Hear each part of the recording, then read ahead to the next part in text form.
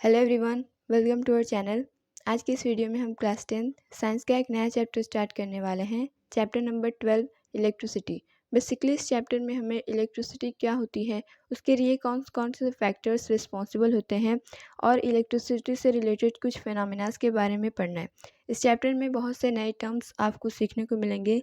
इस चैप्टर में बहुत से फार्मूलाज हैं, बहुत से न्यूमेरिकल्स हैं इसमें। इस वजह से ये चैप्टर काफ़ी लेंदी हो जाता है, लेकिन हम इन सब को बारी बारी से समझते चलेंगे। चैप्टर है इलेक्ट्रिसिटी। अगर हम आपसे पूछें कि इलेक्ट्रिसिटी क्या होती है, तब आप बोलेंगे कि फ्लो ऑफ चार्ज। हम ये लोअर क्लासेस से पढ़ते आ रहे हैं कि flow of charge is known as electricity. तो जब भी हम इलेक्ट्रिसिटी की बात कर रहे होते हैं, हम मोशन से डील कर रहे होते हैं, यानी चार्ज्ड पार्टिकल में मोशन हो रहा है, उनमें मूवमेंट हो रही है। ठीक जिस तरह से फ्लोइंग वाटर में वाटर करंट होता है, फ्लोइंग एयर में एयर करंट होता है, उसी तरह से फ्लो ऑफ चार्ज पार्टिकल्स में इलेक्ट्रिक करंट होता है। वैसे तो इलेक्ट्रिसिटी और इलेक्ट्रिक करंट ये दो अलग अलग चीज़ें हैं, लेकिन अभी के लिए आप इन्हें सेम मान के चलिए। ठीक, तो फ्लो ऑफ चार्ज्ड पार्टिकल यानी चार्ज्ड पार्टिकल में जब मूवमेंट हो रही होती है, उन्हीं को बोलते हैं हम इलेक्ट्रिसिटी। ये जो वर्ड है चार्ज्ड, ये इस चैप्टर में बार बार यूज़ हुआ है। तो पहले हम चार्ज वर्ड से थोड़ा फैमिलियर हो जाते हैं। चार्ज्ड वर्ड को पहली बार 600 बीसी में एक थेल्स नाम के साइंटिस्ट ने इंट्रोड्यूस किया था। उन्होंने एक गाउन पहन रखा था। विदेशी लोगों की कैसी ड्रेस होती है आप तो जानते ही हैं। तो उन्होंने एक गाउन पहन रखा था और एक बार हुआ कि उनके हाथ से एक पत्थर, अंबर नाम का पत्थर रब होके नीचे गिरा। तो उन्होंने देखा कि जब पत्थर नीचे गिरा तो आसपास की जितनी भी सारी चीज़ें थीं, छोटी छोटी चीज़ें, वो उसको अपनी तरफ अट्रैक्ट कर रहा था। तो उन्होंने सोचा कि ऐसा क्यों होता है। तो उन्होंने एक कंक्लूज़न दिया कि जो चार्ज्ड पार्टिकल होते हैं, यानी चार्ज के अलग होने से ये सब होता है। तो ये कॉन्सेप्ट ऐसे ही चलता गया 600 बीसी तक। फिर 600 बीसी में एक साइंटिस्ट आए, विलियम गिलबर्ट। उन्होंने इस एक्सपेरिमेंट को, इस कॉन्सेप्ट को आगे बढ़ाने का सोचा। उन्होंने क्या किया कि दो ग्लास रॉड लिए, उन दोनों को आपस में उन्होंने रब किया और उन दोनों को जब उन्होंने पास लाया तो वो एक दूसरे से रिपेल कर रहे थे, यानी एक दूसरे से दूर भाग रहे थे। फिर उन्होंने क्या किया कि एक ग्लास रॉड एक वुलन क्लॉथ पे रब किया और एक ग्लास रॉड एक कैट की स्किन पे उन्होंने रब किया। फिर जब उन्होंने उन दोनों ग्लास रॉड को पास लाया तो उन्होंने देखा कि वो दोनों एक दूसरे को अट्रैक्ट कर रहे हैं। ठीक, तो उन्होंने ये थ्योरी दी, ये कॉन्सेप्ट दिया कि जो चार्ज्ड होते हैं वो दो तरह के होते हैं।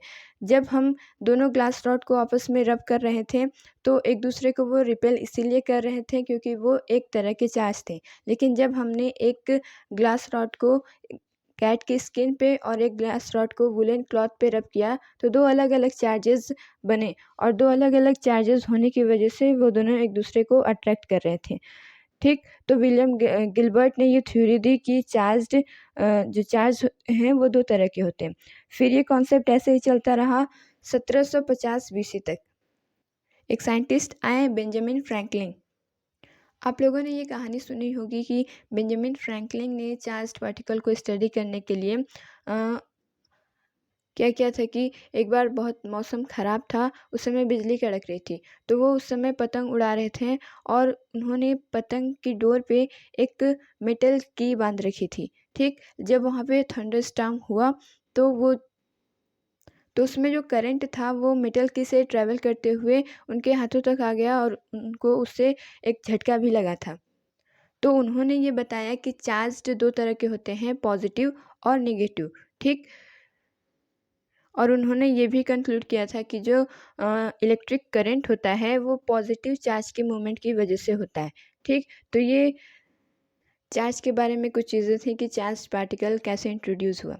तो फ्लो ऑफ चार्ज पार्टिकल को बोलते हैं इलेक्ट्रिक करंट। तो ये जो चार्ज पार्टिकल होते हैं वो आते कहाँ से हैं, ये होते क्या हैं, पॉजिटिव होते हैं या फिर नेगेटिव, ये समझने के लिए हमें स्ट्रक्चर ऑफ एटम समझना होगा। जब भी हम बात करेंगे चार्ज्ड पार्टिकल की, तब हम एटम के किसी एक सब एटॉमिक पार्ट से डील कर रहे होते हैं। ठीक, बेसिकली एटम में 3 सब एटॉमिक पार्टिकल्स होते हैं, प्रोटॉन, इलेक्ट्रॉन और neutron. Proton positively charge particle होते हैं, इलेक्ट्रॉन निगेटिवली चार्ज पार्टिकल होते हैं, और न्यूट्रॉन जो होते हैं वो न्यूट्रल होते हैं, यानी उनमें कोई भी साइन नहीं होता है। ठीक, तो हमें चार्ज पार्टिकल से मतलब है, तो हम न्यूट्रॉन की अभी बात नहीं करते। प्रोटॉन पे जो चार्ज होता है यानी चार्ज ऑन प्रोटॉन वो 1.6 इंटू 10⁻⁻19 कूलम्ब होता है। ये कूलम्ब चार्ज की एसआई यूनिट होती है। ठीक, और इलेक्ट्रॉन का यही चार्ज होता है, charge on electron is -1.6 into 10⁻⁻19 coulomb.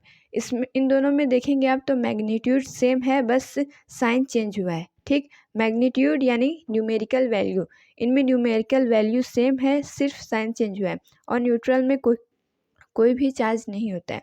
तो इन दोनों में से कौन से चार्ज पार्टिकल की हम बात कर रहे हैं? अक्सर ये जो प्रोटॉन होता है ये हैवी होता है, और ये न्यूक्लियस के अंदर प्रेजेंट होता है, जिसकी वजह से ये मूवमेंट नहीं करता है। ठीक, और जो इलेक्ट्रॉन होते हैं ये न्यूक्लियस के बाहर प्रेजेंट होते हैं, और ये काफ़ी हल्के होते हैं, ज़रा सी एनर्जी मिलने पे ये मूव करने लगते हैं। तो अगर हम बात करें प्रोटॉन की, तो ये मूव करना पसंद नहीं करते हैं, क्योंकि ये हैवी भी होते हैं और ये न्यूक्लियस के अंदर प्रेजेंट होते हैं। न्यूक्लियस से बाहर इनको निकालने में बहुत एनर्जी जाती है। ठीक, लेकिन इलेक्ट्रॉन ज़रा सी एनर्जी पाने पे मूव करने लगते हैं। तो जब भी हम इलेक्ट्रिसिटी की बात कर रहे होते हैं, तो जिस चार्ज पार्टिकल की हम बात कर रहे होते हैं वो इलेक्ट्रॉन होता है। Charge is a fundamental particle in an atom. किसी भी एटम का जो चार्ज होता है वो फंडामेंटल पार्टिकल होता है। जिस तरह हमारे सेल, हमारी बॉडी में जो सेल प्रेजेंट होती है वो fundamental and structural unit of life होती है, उसी तरह से एटम में जो चार्ज्ड पार्टिकल होते हैं वो उसकी फंडामेंटल पार्टिकल्स होते हैं। ठीक, इट मे बी पॉजिटिव और निगेटिव, ये पॉजिटिव भी हो सकता है और निगेटिव भी हो सकता है। चार्ज की जो प्रॉपर्टी होती है आइए उसे समझ लेते हैं पहले। लाइक चार्जेस, यानी जो एक तरह के चार्ज हैं, यानी प्लस प्लस या फिर negative negative. Like charges repel each other. Like charges जो होते हैं वो एक दूसरे से दूर भागते हैं, यानी दे रिपेल ईच अदर, जैसे हमने ग्लास रॉड वाले एग्जाम्पल में भी समझा था। ठीक, ग्लास रॉड जब हमने दोनों को रब किया था वो दूसरे से रिपेल इसलिए कर रहे थे क्योंकि दोनों में सेम चार्ज था। तो यही बात कही गई है कि जो लाइक चार्जेस होते हैं, यानी मान लीजिए पॉजिटिव पॉजिटिव या फिर निगेटिव निगेटिव, इनमें रिपल्शन देखने को मिलता है। और जो अनलाइक चार्जेस होते हैं, जैसे पॉजिटिव निगेटिव हो गया या फिर निगेटिव पॉजिटिव हो गया, इनमें अट्रैक्शन देखने को मिलता है, यानी दे अट्रैक्ट ईच अदर। ठीक, एसआई यूनिट क्या होती है चार्ज की? The SI unit of electric charge is coulomb. इस चैप्टर में बहुत से नए टर्म्स आएंगे, जिसमें हमें बहुत से फार्मूलाज मिलेंगे, और एसआई यूनिट भी हमें सबकी पढ़नी होगी। ठीक, तो पहला जो टर्म है हमारे सामने वो है चार्ज। इसकी एसआई यूनिट होती है कूलम, जो कि एक साइंटिस्ट के ऑनर पे रखा गया है, चार्ल्स अगस्टिन डी कूलम, ये उनके ऑनर पे रखा गया है। ठीक, it is equivalent to charge contained in nearly 6.25 into 10⁻18 electrons. एक कूलम्ब 6.25 इंटू 10⁻18 इलेक्ट्रॉन के बराबर होता है, यानी एक कूलम्ब में इतने इलेक्ट्रॉन प्रेजेंट होते हैं। ठीक, आगे बढ़ते हैं। इस चैप्टर में बहुत से न्यूमेरिकल्स हैं, तो जाहिर सी बात है फार्मूलाज भी होंगे। तो इस चैप्टर का पहला फार्मूला हमारे सामने Q is equal to N into E। इसमें Q का मतलब है टोटल चार्ज यानी नेट चार्ज, N का मतलब है नंबर ऑफ इलेक्ट्रॉन्स, और E का मतलब है चार्ज ऑन एन इलेक्ट्रॉन। ठीक, इस फॉर्मूला की मदद से हम ये पता लगाते हैं कि किसी भी गिवन चार्ज में, यानी टोटल चार्ज में कितने इलेक्ट्रॉन प्रेजेंट हैं, यानी इनमें से कोई दो चीज़ें आपको गिवन होंगी, आपको तीसरी पता करनी होगी। मान लीजिए आपको नंबर ऑफ इलेक्ट्रॉन और चार्ज ऑन इलेक्ट्रॉन, ये चीज़ें आपको पता है, और आपको टोटल चार्ज कितना होगा वो फाइंड आउट करना है, तो आप इस फार्मूले का यूज़ करेंगे। मान लीजिए हमें पता करना है कि अभी हमने पीछे पढ़ा कि एक कूलम्ब में 6.25 इंटू 10⁻18 इलेक्ट्रॉन होते हैं। तो ये हमने कैसे कहा, ये इस फार्मूला से हमें पता चला। हमने एक कूलम्ब की बात की थी, तो टोटल चार्ज हो गया 1 कूलम्ब। इलेक्ट्रॉन में जो चार्ज होता है, यानी चार्ज ऑन इलेक्ट्रॉन, वो तो नंबर फिक्स ही होगा, माइनस में 1.6 इंटू 10⁻⁻19 कूलम, ये क्वांटिटी फिक्स होगी, ठीक। और हमें फाइंड आउट करना है कि इसमें कितने नंबर ऑफ इलेक्ट्रॉन प्रेजेंट हैं, ठीक। तो हमने इस फॉर्मूले का यूज़ किया, होता है Q is equal to N into E। तो फिर हमें number of electrons find out करना है, तो ये E इधर आ जाएगा, तो हो जाएगा Q अपॉन में E is equal to N, ठीक। तो अब हम वैल्यूज़ पुट करेंगे, वैल्यूज़ पुट करने पर जब हम इसे सॉल्व करते हैं, यानी हम 1.6 को जब 1 से डिवाइड करते हैं तो ये न्यूमेरिकल वैल्यू आती है। जब हम इसको स्टैंडर्डाइज करते हैं, स्टैंडर्ड फॉर्म में लिखते हैं इसको, तो हमें ये वैल्यू मिलती है। यानी हमने इस फॉर्मूले से ये फाइंड आउट किया कि 1 कूलम्ब में इतने इलेक्ट्रॉन्स होते हैं। मान लीजिए यहाँ पे 2 कूलम्ब लिखा होता है तो फिर आप यही फॉर्मूला यूज़ करते हैं और आपको आंसर मिल जाता है, ठीक। तो ये इस चैप्टर का पहला फॉर्मूला है, Q is equal to N into E, याद रखिएगा। चलिए अब हम आते हैं चैप्टर की पहली टॉपिक पे, इलेक्ट्रिक करंट एंड सर्किट। क्या होता है इलेक्ट्रिक करंट? अभी हमने चैप्टर की स्टार्टिंग में आपको बताया था कि इलेक्ट्रिसिटी और इलेक्ट्रिक करंट ये दो अलग अलग चीज़ें होती हैं। इलेक्ट्रिसिटी क्या होती है? इलेक्ट्रिसिटी सिंपली हम बोलते हैं फ्लो ऑफ चार्ज्ड पार्टिकल, यानी चार्ज्ड पार्टिकल में जो मूवमेंट हो रही होती है, जो फ्लो हो रहा था होता है, उसी को हम इलेक्ट्रिसिटी बोलते हैं। लेकिन अगर हम rate of flow of charge की बात करते हैं, यानी जब हम फ्लो ऑफ चार्ज को टाइम के पर्सपेक्टिव से बताते हैं, तब उसे हम बोलते हैं इलेक्ट्रिक करंट। इलेक्ट्रिसिटी में हम टाइमिंग की बात नहीं करते हैं और इलेक्ट्रिक करंट में हम टाइम की बात करते हैं। ये इन दोनों में डिफरेंस होता है। तो इलेक्ट्रिक करंट क्या होता है? Rate of flow of charge is called electric current. Rate यानी टाइम, ठीक। How do we express electric current? हम इलेक्ट्रिक करंट को एक्सप्रेस कैसे करते हैं, आइए समझते हैं। Electric current is expressed by the amount of charge, यानी इलेक्ट्रॉन्स की बात कर रहे हैं हम, flowing through a particular area in unit time. मान लीजिए ये कोई कंडक्टर है, ठीक, ए बी, इसके दो एंड्स हैं ए और बी। इसका ये जो पार्ट होता है, यानी जो सर्कुलर पार्ट होता है, उसको बोलते हैं cross section, area of cross section. ये वर्ड भी काफ़ी बार यूज़ हुआ है इस चैप्टर में, तो याद रखिएगा कि जो ये सर्कुलर पार्ट होता है किसी भी कंडक्टर का, सर्कुलर एरिया जो होता है, उसी को बोलते हैं हम क्रॉस सेक्शन।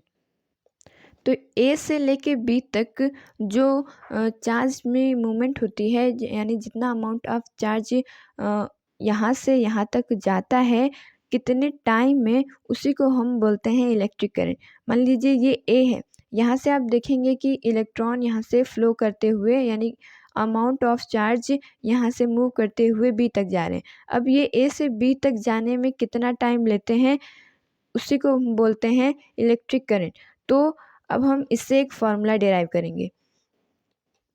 टी सेकेंड में क्यों अमाउंट ऑफ चार्ज ए से बी तक जा रहा है, यहाँ पे देखेंगे आपकी ए से बी तक मूवमेंट हो रही है। तो टी, मान लीजिए कि टी सेकेंड में, अभी हमें टाइमिंग नहीं पता है, तो मान लीजिए टी सेकेंड में क्यों अमाउंट ऑफ चार्ज, अमाउंट भी हमें नहीं पता है, तो हम इन दोनों को इनकी वैल्यू से नहीं डिनोट करेंगे, ठीक। तो टी सेकेंड में क्यों अमाउंट ऑफ चार्ज ए से बी तक जा रहा है, तो एक सेकेंड में कितना जाएगा, 1 second is equal to Q by T, ठीक। तो इससे हमें एक नई डिफिनीशन मिल गई इलेक्ट्रिक करंट की, कि the amount of charge flowing in 1 second with respect to time is called electric current. Electric current को हम आई से, कैपिटल आई से डिनोट करते हैं। अब हम इसी से एक फार्मूला डिराइव करेंगे और हम इलेक्ट्रिक करंट की यानी आई की एसआई यूनिट क्या होती है वो फाइंड आउट करेंगे। तो 1 second is equal to Q by T, ये इक्वेशन हमें अभी पीछे मिला, ठीक। तो क्यू की यानी चार्ज के अमाउंट की जो एसआई यूनिट होती है, हमने पीछे भी पढ़ा, कूलम्ब, ठीक। तो ये कूलम्ब हो जाएगा, और जो टाइम की एसआई यूनिट होती है वो होती है सेकेंड। तो ऐसे करके हमें मिलता है इलेक्ट्रिक करंट की SI unit. SI unit of electric current is coulomb per second, ठीक। तो हमें ये जो पहला टर्म मिला था इलेक्ट्रिक करंट, उसकी एसआई यूनिट के बारे में पढ़ना है। अब हम जानते हैं इसका फार्मूला क्या होता है। तो आई इज इक्वल टू, यहाँ पे हम 1 सेकेंड की जगह आई लेंगे, ठीक, क्योंकि हम इलेक्ट्रिक करंट के बारे में बात कर रहे हैं। तो I is equal to Q by T, यानी electric current is equal to amount of charge flowing per unit time. ठीक, तो ये हमें मिला एक नया फार्मूला I = Q/T, ये इलेक्ट्रिक करंट का फार्मूला है। SI यूनिट क्या है इलेक्ट्रिक करंट की? कूलम्ब पर सेकेंड, या फिर हम इसे एम्पियर भी बोलते हैं, जो कि एक साइंटिस्ट के ऑनर पे रखा था, एंड्री मैरी एम्पियर। ठीक, तो जब भी कोई नया टर्म इस चैप्टर में आएगा तो उसके बारे में आपको 3 चीज़ें जाननी होंगी। पहली उसकी SI यूनिट, दूसरा उसका फार्मूला, और तीसरा वन यूनिट क्या होती है उसकी। यानी यहाँ पे हमें एक नया टर्म जानने को मिला, इलेक्ट्रिक करंट, उसकी SI यूनिट होती है एम्पियर। अब 1 एम्पियर क्या होता है, आइए समझते हैं।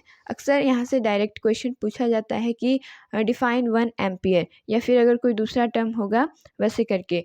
तो 1 एम्पियर क्या होता है? सिंपल है, 1 ampere is constituted by the flow of 1 coulomb of charge per second. ठीक, यानी 1 ampere is equal to flow of 1 coulomb charge. यानी यहाँ पे हम 1 कूलम्ब ऑफ चार्ज की बात कर रहे हैं पर सेकेंड, यानी 1 सेकेंड में। एक सेकेंड में कितना कूलम्ब ऑफ चार्ज फ्लो होता है उसी को बोलते हैं हम 1 एम्पियर ऑफ इलेक्ट्रिक करंट। ठीक, तो यहाँ पे हमें 1 एम्पियर क्या होता है, 1 ampere is equal to 1 coulomb per second. अब यहाँ पे हम बात करते हैं इलेक्ट्रिक सर्किट की। इलेक्ट्रिक सर्किट क्या होता है?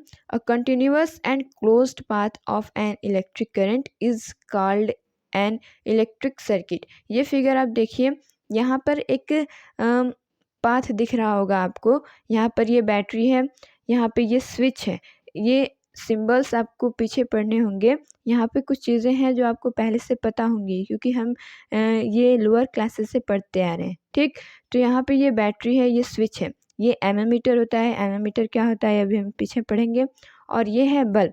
ये देख रहे हैं आपकी, जब हम स्विच को ऑन करते हैं तब ये जो इलेक्ट्रिक करंट है यहाँ से मूव करके यहाँ तक आता है और ये बल्ब ग्लो कर जाता है। ठीक, तो ये जो पाथ देख रहे हैं आप, जहाँ से इलेक्ट्रिक करंट मूव कर रहा है, वो कहीं से खुला है?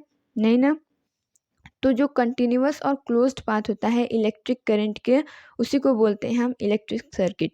इलेक्ट्रिक सर्किट 2 तरह के होते हैं, ओपन इलेक्ट्रिक सर्किट और क्लोज इलेक्ट्रिक सर्किट। ओपन यानी अगर मान लीजिए यहाँ से कोई डिसकंटिन्यू हो जाए, यानी कोई यहाँ से ब्रेक हो जाए, तो उसे हम बोलेंगे ओपन इलेक्ट्रिक सर्किट। और जो क्लोज्ड यानी ये जो कंटिन्यूअस पाथ दिख रहा है हमें, इसे हम बोलेंगे closed electric circuit. Electric current flow in a circuit from positive terminal to negative terminal. अक्सर यहाँ पे कन्फ्यूज़न होती है कि ये जो इलेक्ट्रिक करंट है वो कहाँ से फ्लो करेगा, पॉजिटिव वाले टर्मिनल से या फिर नेगेटिव वाले टर्मिनल से। तो एनसीईआरटी में क्लियरली गिवन है कि जो इलेक्ट्रिक करंट होता है वो पॉजिटिव वाले टर्मिनल से मूव करता है। यहाँ पे आप एरो देख के समझ सकते हैं। ठीक, यहाँ पे पॉजिटिव टर्मिनल से इलेक्ट्रिक करंट निकलता है और ऐसे करके मतलब पॉजिटिव टर्मिनल से जाके मूव करता है। यहाँ पे आप एरो किस डायरेक्शन में है ये देख के आप ये पता लगा सकते हैं। ठीक, ये जो सर्किट होते हैं वो 2 तरह के होते हैं, एक सीरीज सर्किट और एक पैरेलल सर्किट। सीरीज सर्किट और पैरेलल सर्किट क्या होते हैं? ये फिगर आप देखिए, इस फिगर में आप देखेंगे कि यहाँ पे एक बैटरी है, ये एक स्विच है। ठीक, और ये जो देख रहे हैं आप, ये इलेक्ट्रिक सर्किट है, यानी इलेक्ट्रिक करंट का ये पाथ है, और यहाँ पे 2 बल्ब लगे हुए हैं। अब आप इसमें देखेंगे कि यहाँ से मान लीजिए अगर हमने स्विच ऑन किया तो बैटरी के पॉजिटिव वाले टर्मिनल से इलेक्ट्रिक करंट फ्लो होना शुरू होगा। जब यहाँ से फ्लो होगा तो ये दोनों बल्ब से जो इलेक्ट्रिक करंट पास होगा वो सेम होगा, क्योंकि यहाँ पे इलेक्ट्रिक करंट के डिवाइड होने का कोई भी पाथ नहीं है। ठीक, तो मान लीजिए बल्ब ए हो गया और ये बल्ब बी हो गया, तो जो इलेक्ट्रिक करंट बल्ब ए को मिलेगा वही इलेक्ट्रिक करंट बी को मिलेगा, यानी सेम सर्किट दोनों को मिलेगी। तो ये आता है सीरीज सर्किट में। ठीक, सीरीज सर्किट में सेम सर्किट होती है, यानी जो करंट होता है वो जो फ्लो करता है वो सेम होता है। लेकिन अगर हम बात करें पैरेलल सर्किट में तो इसके अपोजिट होता है। ये बैटरी हो गई और ये हो गया स्विच। जब हम स्विच ऑन करेंगे तो बैटरी के पॉजिटिव टर्मिनल से इलेक्ट्रिक करंट फ्लो करना स्टार्ट करेगा। तो आप देखेंगे कि यहाँ से, यानी इस जगह से ये जो इलेक्ट्रिक करंट है वो डिवाइड हो रहा है। एक इधर जा रहा है, यानी ये इधर इस वाले बल्ब को ग्लो करेगा, और ये इधर आ रहा है, ये इस वाले बल्ब को ग्लो करेगा। तो आप यहाँ से देखेंगे तो जो इलेक्ट्रिक सर्किट है उसका पाथ सेम नहीं है, यहाँ पे पाथ डिवाइड हुआ है। तो जहाँ पर पाथ डिवाइड होता है इलेक्ट्रिक करंट का या फिर इलेक्ट्रिक सर्किट का, तो हम उसे बोलते हैं पैरेलल सर्किट। ये स्पेसिफिक टॉपिक एनसीईआरटी में गिवन है, हमें इसको स्पेसिफिकली पढ़ना है। तो अभी के लिए आप इतनी चीज़ें समझ लीजिए कि जब इलेक्ट्रिक करंट या फिर इलेक्ट्रिक सर्किट के डिवाइड होने का पाथ सेम पाथ नहीं होता है, यानी सेम इलेक्ट्रिक करंट फ्लो करता है पूरे सर्किट से, तो उसे हम बोलते हैं सीरीज सर्किट। और अगर इलेक्ट्रिक करंट के डिवाइड होने का पाथ होता है तो उसे हम बोलते हैं पैरेलल सर्किट। ठीक, आगे बढ़ते हैं। नीचे अगर आप देखेंगे पेज नंबर 199 के एनसीईआरटी में जिस टॉपिक को हम पढ़ रहे हैं, उस टॉपिक में आप नीचे देखेंगे तो लिखा होगा convectional direction of electric current. Convectional means यानी किसी चीज़ को हम मान लेते हैं, वो सच हो या फिर झूठ हो, उसको हम बस मान लेते हैं, उसी को हम बोलते हैं कन्वेक्शनल। ठीक, तो जो इलेक्ट्रिक करंट होता है इसकी डायरेक्शन क्या होती है, ये हमने मान ली है, यानी कन्वेक्शनल डायरेक्शन है जिसे हम मान के अभी तक चलते हैं। यहाँ पे देखिए आप पेज नंबर 199 के लास्ट पैराग्राफ में आपको ये चीज़ें देखने को मिलेंगी। The direction of current is taken opposite to the flow of electron, as electron were not known at the time when the phenomena of electricity was discovered first and the current was considered to be flow of positive charge।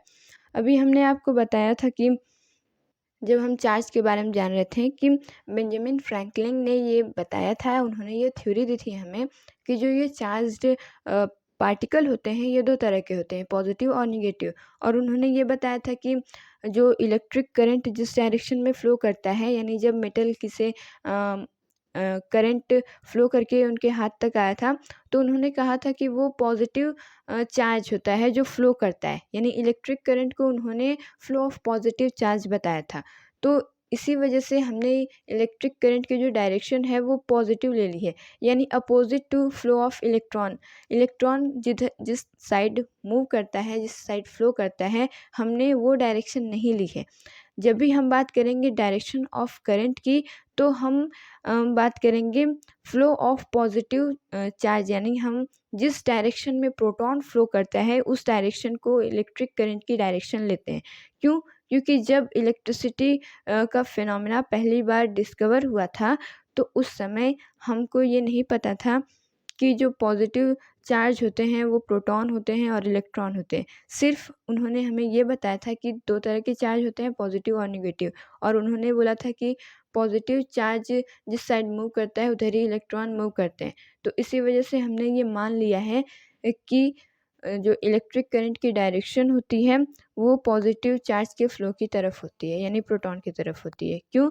क्योंकि जिस समय electricity का phenomena पहली बार discover हुआ था उस समय हमें इलेक्ट्रॉन और प्रोटॉन के बारे में जानकारी नहीं थी। चलिए अब एक क्वेश्चन करते हैं। ये क्वेश्चन तो हो चुका है पहले कि calculate the number of electron consisting 1 coulomb of charge, यानी 1 कूलम ऑफ चार्ज में कितने नंबर ऑफ इलेक्ट्रॉन्स होंगे। तो ये अभी हम पीछे पढ़ चुके हैं। ठीक, तो ये रहने दीजिए।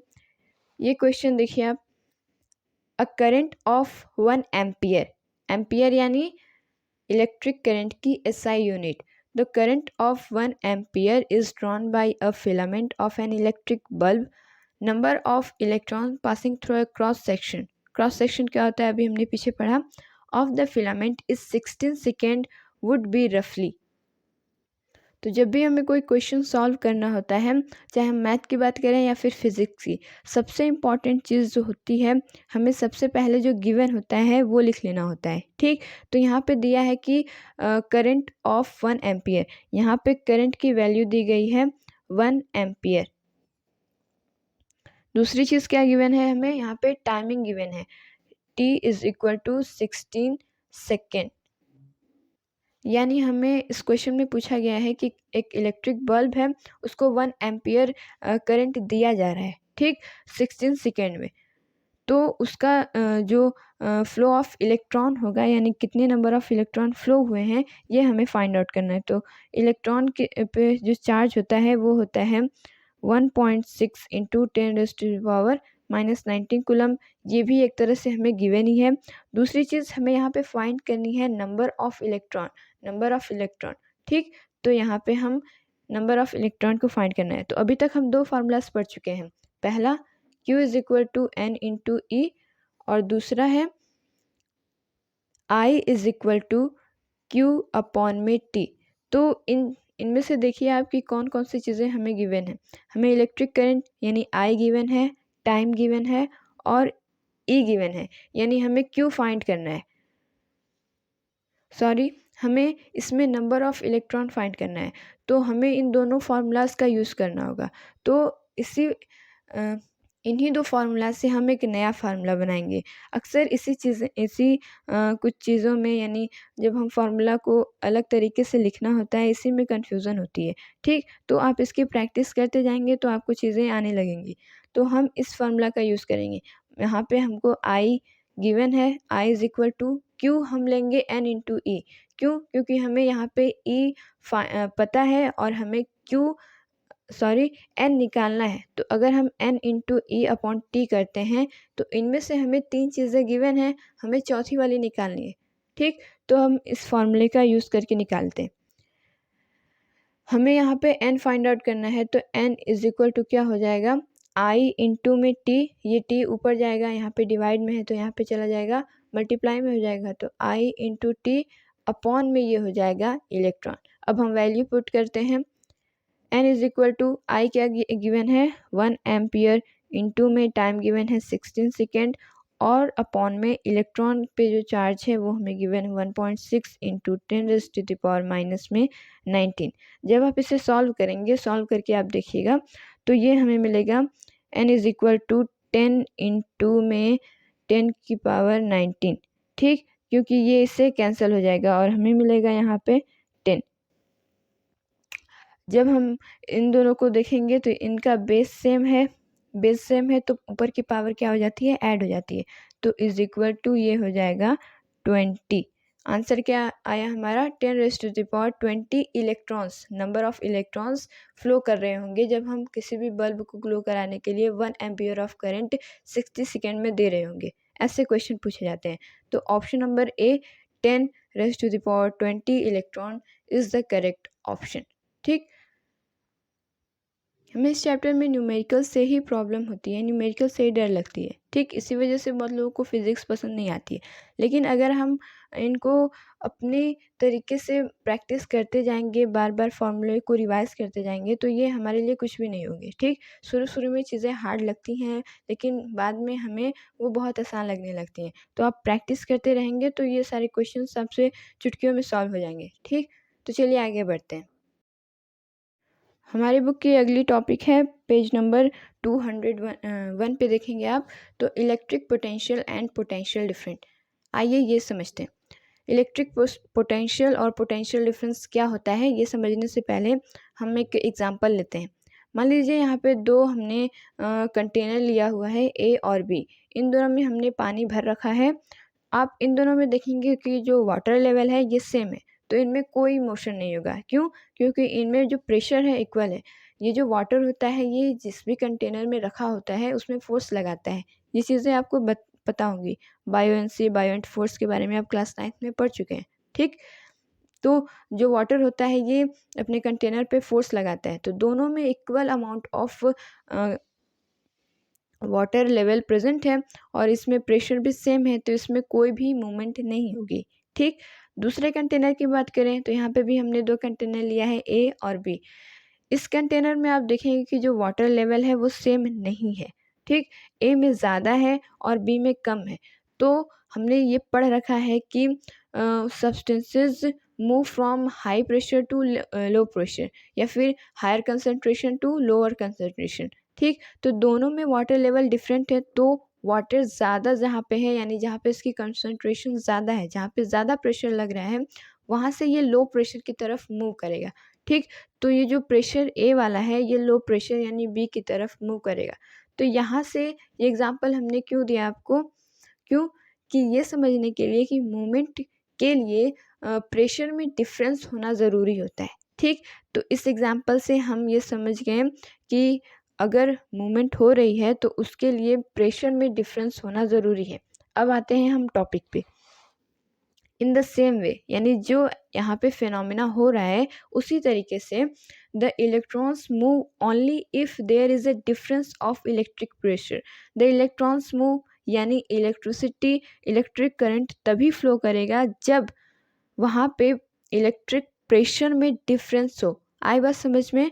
तो the electrons move only if there is a difference of electric pressure. Electric pressure में डिफरेंस होगा तभी वहाँ पे इलेक्ट्रॉन्स का मूवमेंट होगा। इलेक्ट्रॉन्स का मूवमेंट होगा तो इलेक्ट्रिक करंट का मूवमेंट होगा, और जब इलेक्ट्रिक करंट का मूवमेंट होगा तो इलेक्ट्रिसिटी कंडक्ट होगी। Called potential difference. और जो ये इलेक्ट्रिक प्रेशर में जो डिफरेंस होता है उसी को हम बोलते हैं पोटेंशियल डिफरेंस। अब यहाँ से हमें एक और नया टर्म देखने को मिला। ठीक, ये जो पोटेंशियल डिफरेंस है इसको हम V से डिनोट करते हैं। सिंबल सभी का आपको याद रखना है, ठीक, कोई कन्फ्यूज़न नहीं होनी चाहिए। अलोंग द कंडक्टर, ठीक, तो जब भी किसी कंडक्टर में इलेक्ट्रिक प्रेशर में डिफरेंस क्रिएट होता है उसी हम डिफरेंस को बोलते हैं पोटेंशियल डिफरेंस। इसको डिनोट किया जाता है V से। अब यहाँ पे आप फिगर देखिए, यहाँ पे एक कंडक्टर है, यहाँ पे पोटेंशियल ये A है और यहाँ पे पोटेंशियल डिफरेंस V। ठीक, अगर जो पोटेंशियल डिफरेंस A है वो ज़्यादा हुआ किससे? पोटेंशियल डिफरेंस B से, तो यहाँ पे जो चार्ज पार्टिकल का मूवमेंट होगा वो A से B तक होगा। क्यों? क्योंकि higher concentration, high pressure to low pressure. आई बात समझ में? तो यहाँ पे जो मूवमेंट होगा ये A टू B होगा। यानी अगर हम दोनों की पोटेंशियल की बात करें, यानी इनमें जो डिफरेंस होता है उनकी बात करें, तो VA यहाँ पे जो डिफरेंस है माइनस कर देंगे हम इस डिफरेंस से, तो इन दोनों का पोटेंशियल डिफरेंस हमें मिल जाएगा। इसी का उल्टा अगर हम करें, अगर मान लीजिए यहाँ पे प्रेशर ज़्यादा है, यानी पोटेंशियल डिफरेंस ज़्यादा है और यहाँ पे कम है, तब क्या होगा? तब यहाँ से ज़्यादा वाले से कम वाले की तरफ मूवमेंट होगा। तो B से मूवमेंट होगा चार्ज्ड पार्टिकल का A। ठीक, तो पोटेंशियल डिफरेंस ऑफ BA हो जाएगा VB माइनस में VA। आई बात समझ में? बहुत ही आसान टर्म था ये पोटेंशियल डिफरेंस।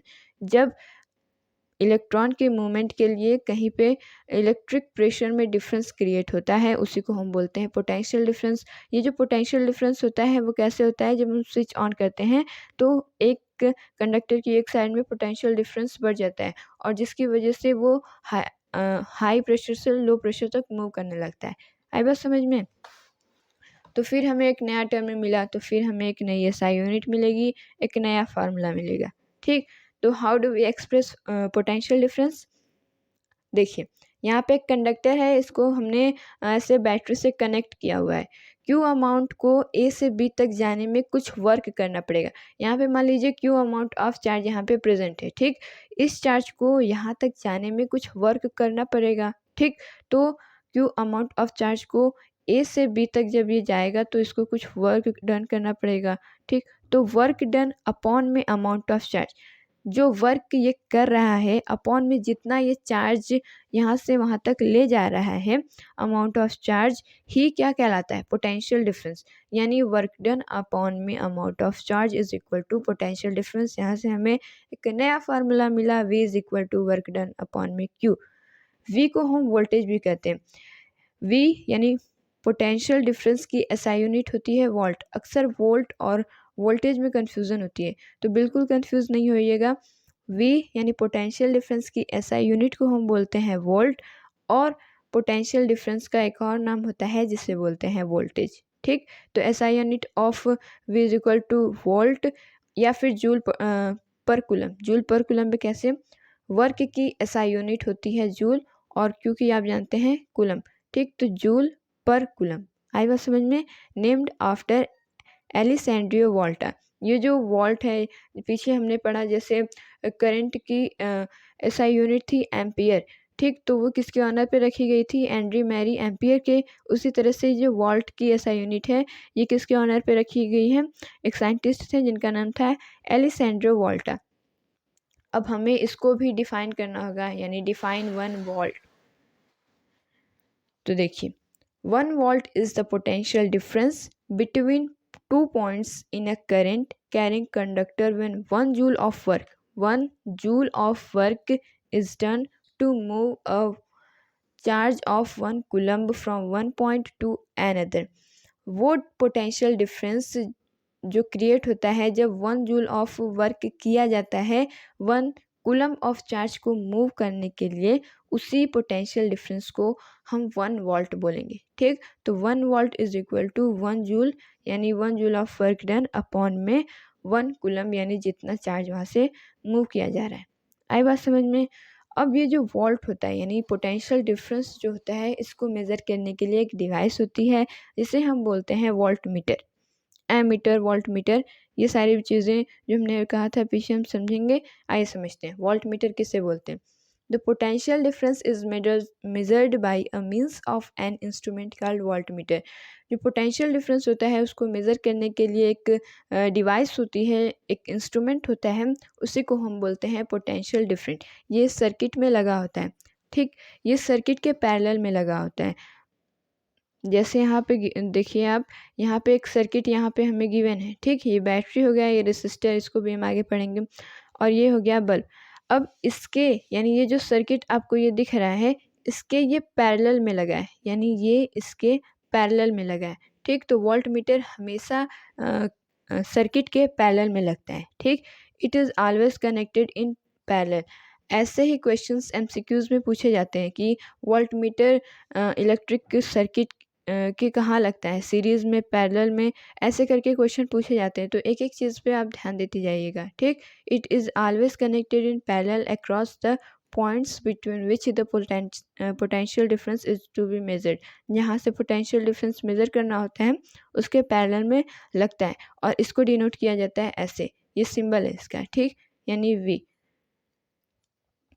ये इसका सिंबल है। तो वोल्ट मीटर क्या होता है? एक ऐसी इंस्ट्रूमेंट होता है जिससे पोटेंशियल डिफरेंस को मेजर किया जाता है। ये इलेक्ट्रिक सर्किट के पैरेलल में लगाया जाता है। ठीक, अब आइए समझते हैं question. Name a device that help to maintain a potential difference.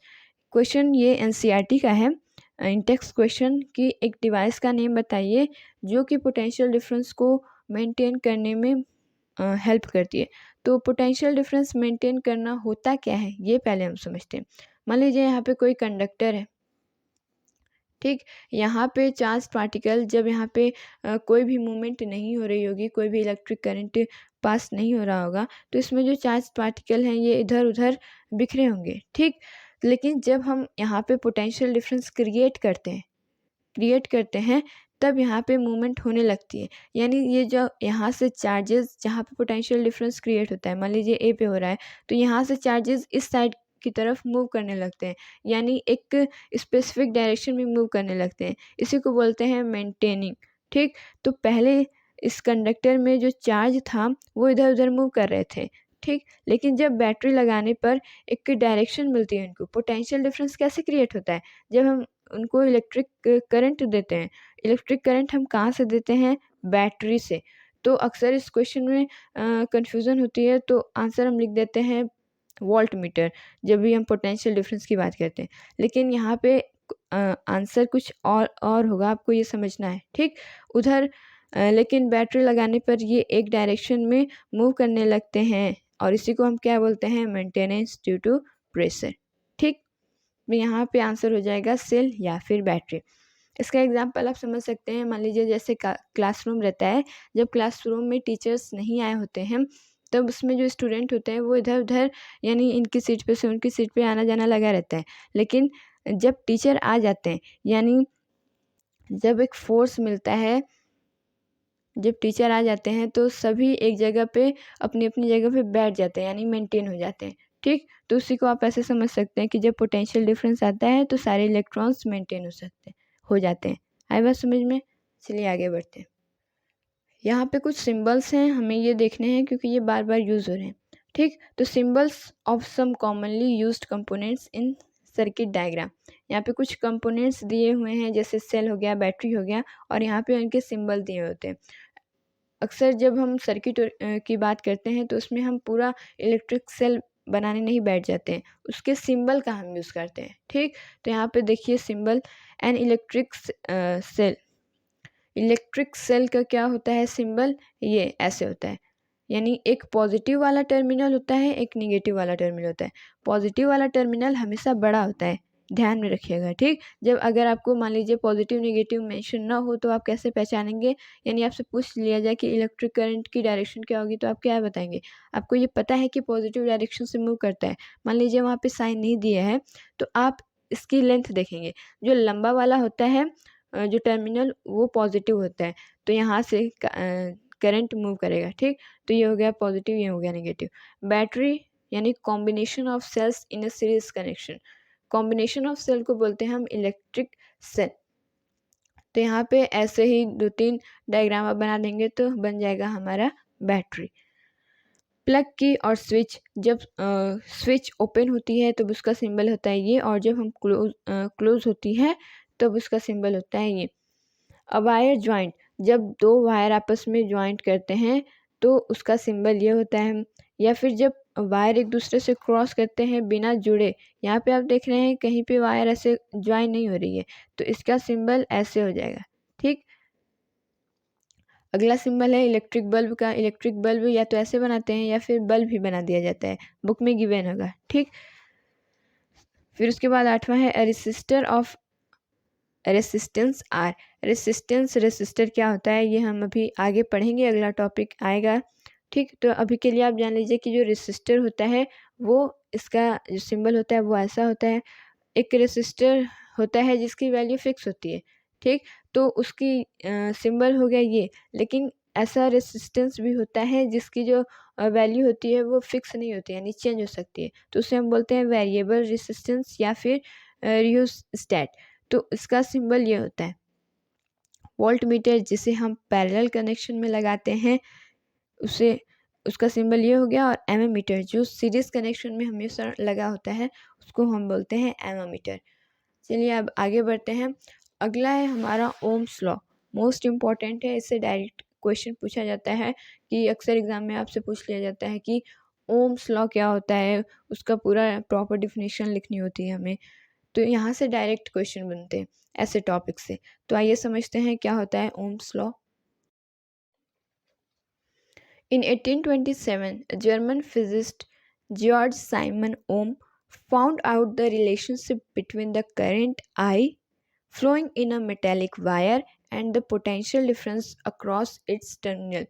1827 में एक जर्मन साइंटिस्ट थे ओम, जिनका पूरा नाम था जॉर्ज साइमन ओम। उन्होंने फाइंड आउट किया था रिलेशन किसके बीच में, इलेक्ट्रिक करंट और पोटेंशियल डिफरेंस के बीच में उन्होंने एक रिलेशन फाइंड किया था, और उन्होंने एक लॉ दिया था। इस लॉ के अकॉर्डिंग, यानी ये लॉ क्या कहता है, the potential difference V across the end of a given metallic wire in an electric circuit is directly proportional to the current flowing through it।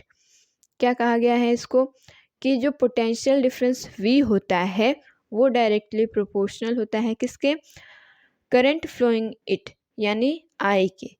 तो उन्होंने एक लॉ दिया था कि the potential difference across the end of the given metallic wire, कोई भी metallic wire हो गई, ठीक, उसके वहाँ पे जो मान लीजिए यहाँ पे पोटेंशियल डिफरेंस क्रिएट हुआ है वो डायरेक्टली प्रोपोर्शनल होगा किसके, इलेक्ट्रिक करंट के। अब डायरेक्टली प्रोपोर्शनल का मतलब क्या है कि अगर मान लीजिए इसको अगर हम बढ़ाते हैं, यानी पोटेंशियल डिफरेंस को जब हम बढ़ाएंगे तो ये जो आई होगा वो भी बढ़ेगा। अगर हम पोटेंशियल डिफरेंस को कम कर देते हैं, यानी मान लीजिए पोटेंशियल डिफरेंस को हमने घटा दिया, तो ये जो इलेक्ट्रिक करंट होता है ना वो भी घट जाता है।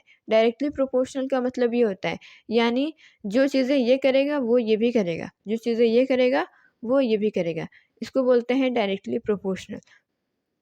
तो ओम्स का लॉ क्या कहता है कि V is directly proportional to I।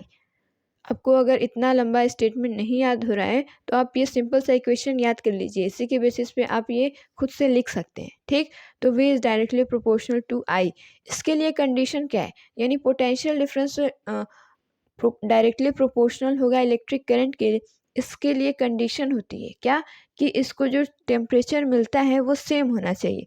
तो अगर मान लीजिए आपको ओम्स लॉ के लिए कंडीशन पूछा गया 1 मार्क्स में, तो आप बोलेंगे कि जो टेम्परेचर होगा वो सेम होना चाहिए।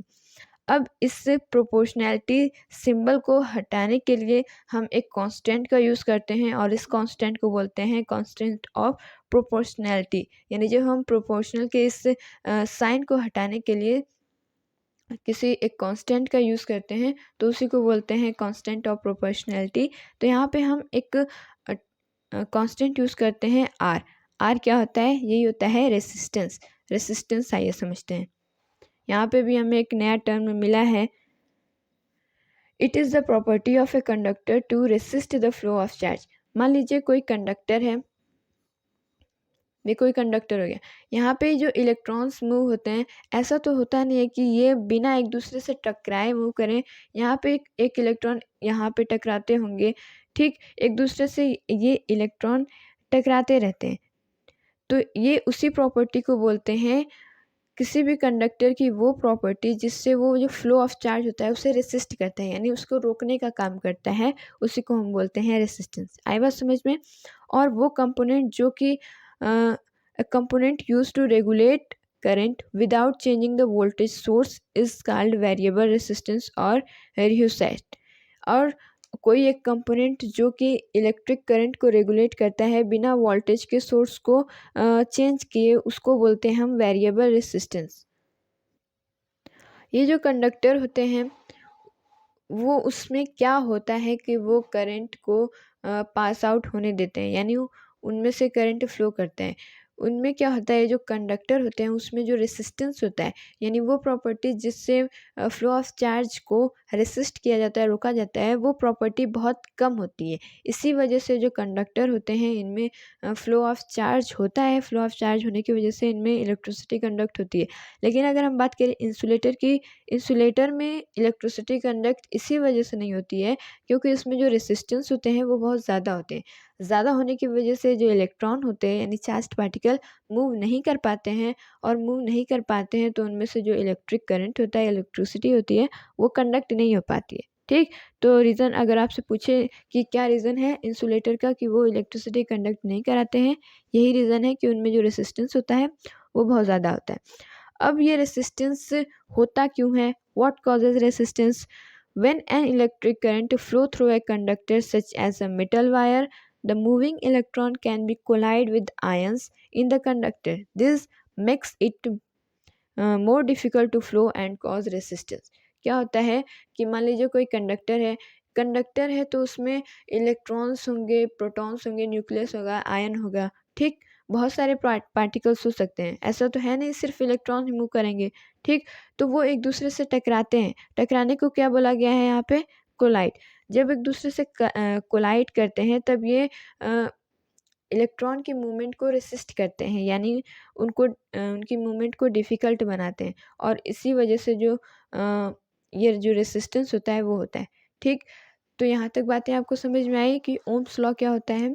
ओम्स लॉ उसको बोलते हैं जब भी पोटेंशियल डिफरेंस किसी भी कंडक्टर में जो क्रिएट होता है वो डायरेक्टली प्रोपोर्शनल होता है इलेक्ट्रिक करंट के। ठीक, इसके लिए यहाँ पे प्रोपोर्शनैलिटी सिंबल को हटाने के लिए यहाँ पे हमने एक कांस्टेंट का यूज़ किया था। ये कांस्टेंट होता है रेसिस्टेंस। और जो भी डिवाइस रेसिस्टिविटी को शो करते हैं, यानी जो रेसिस्टेंस को शो करते हैं, उनको हम बोलते हैं रेसिस्टर। चलिए अब आगे बढ़ते हैं। हमने कहा था आपको कि जब भी कोई नया टर्म आएगा तो हमें उनमें 3 चीज़ें समझनी होंगी, SI यूनिट, एक और फार्मूला और डिफाइन करना। ठीक, तो डिफाइन 1 ओम। 1 ओम क्या होता है? तो व्हेन 1 एम्पियर, एम्पियर किसकी SI यूनिट होती है? इलेक्ट्रिक करंट की। तो when 1 ampere of electric current passes through a conductor, the potential difference across whose end is 1 volt, the resistance of that conductor is 1 ohm। क्या बोला गया है कि जब 1 एम्पियर ऑफ करंट फ्लो करता है किसी भी कंडक्टर में, और जो पोटेंशियल डिफरेंस होता है कंडक्टर के दोनों एंड्स में, यानी किसी भी एक एंड में, वो 1 वोल्ट होता है, तब उसी को हम बोलते हैं 1 ओम। तो यहाँ पे हम इसको इक्वेशन के फॉर्म में लिखेंगे, 1 ohm is equal to 1 volt upon में 1 एम्पियर। अब यहाँ पे हम फाइंड आउट करेंगे रेसिस्टेंस की SI यूनिट। ठीक, तो रेसिस्टेंस यानी हम ओम को रेसिस्टेंस लिखेंगे, तो resistance is equal to V upon में A। V अपॉन में इलेक्ट्रिक करंट की बात कर रहे हैं यहाँ पे, 1 वोल्ट यानी यहाँ पे पोटेंशियल डिफरेंस की बात हो रही है, 1 एम्पियर यहाँ पे इलेक्ट्रिक करंट की बात की जा रही है। तो resistance is equal two volt upon में पोटेंशियल डिफरेंस अपॉन में इलेक्ट्रिक करंट। तो पोटेंशियल डिफरेंस की एसआई यूनिट होती है वी यानी वोल्ट, और इलेक्ट्रिक करंट की एसआई यूनिट होती है एम्पियर यानी ए। तो इसको हम लिखेंगे, यानी हमें यहाँ से मिला SI unit of resistance is equal to V by A, या फिर इसको हम इस सिंबल यानी ओम, रेसिस्टेंस की एसआई यूनिट को हम बोलते हैं ओम, और उसका सिंबल होता है ये, यानी ऐसा सिंबल। ठीक, तो एसआई यूनिट हमें मिली रेसिस्टेंस की 1 ओम, और जो फार्मूला हमें मिला था वो याद है आपको, potential difference is equal to I R. ये हमें एक नया फार्मूला मिला और ये हो गई एसआई यूनिट इसकी। चलिए अब एक क्वेश्चन करते हैं। How much current will an electric current from 220 volt source if the resistance of bulb filament is 1200 ओम। ठीक, तो अब हमें इसे फाइंड आउट करना है। तो हमने आपको बताया था कि जब भी कोई क्वेश्चन पूछा जाए आपसे, सबसे पहले आप क्या लिखें, उसका गिवन लिखें। तो अगर मान लीजिए आपको लैंग्वेज नहीं समझ में आ रही है, अगर आप एसआई यूनिट आपको सबकी पता है, तो आप ऐसे भी समझ सकते हैं कि क्या पूछा गया है। यहाँ पे वी लिखा गया है, यानी हमें पोटेंशियल डिफरेंस वी गिवन है 220 वोल्ट, और यहाँ पे ओम, यानी ओम किसकी एसआई यूनिट होती है, रेसिस्टेंस की। तो यहाँ पे हमें रेसिस्टेंस गिवन है 1200 ओम। ठीक, तो अगर आपको ऐसे स्टेटमेंट पढ़ने में नहीं समझ में आ रहा है, तो आप एसआई यूनिट की हेल्प से गिवन लिख सकते हैं। जब आप गिवन लिख लेंगे तो आपको पता भी चल जाएगा कि हमें क्या चीज़ें फाइंड आउट करनी है। ठीक, धीरे धीरे करने से सब हो जाता है। अब हमें यहाँ पे क्या पूछा गया है, हाउ मच करंट हमें फाइंड आउट करना है।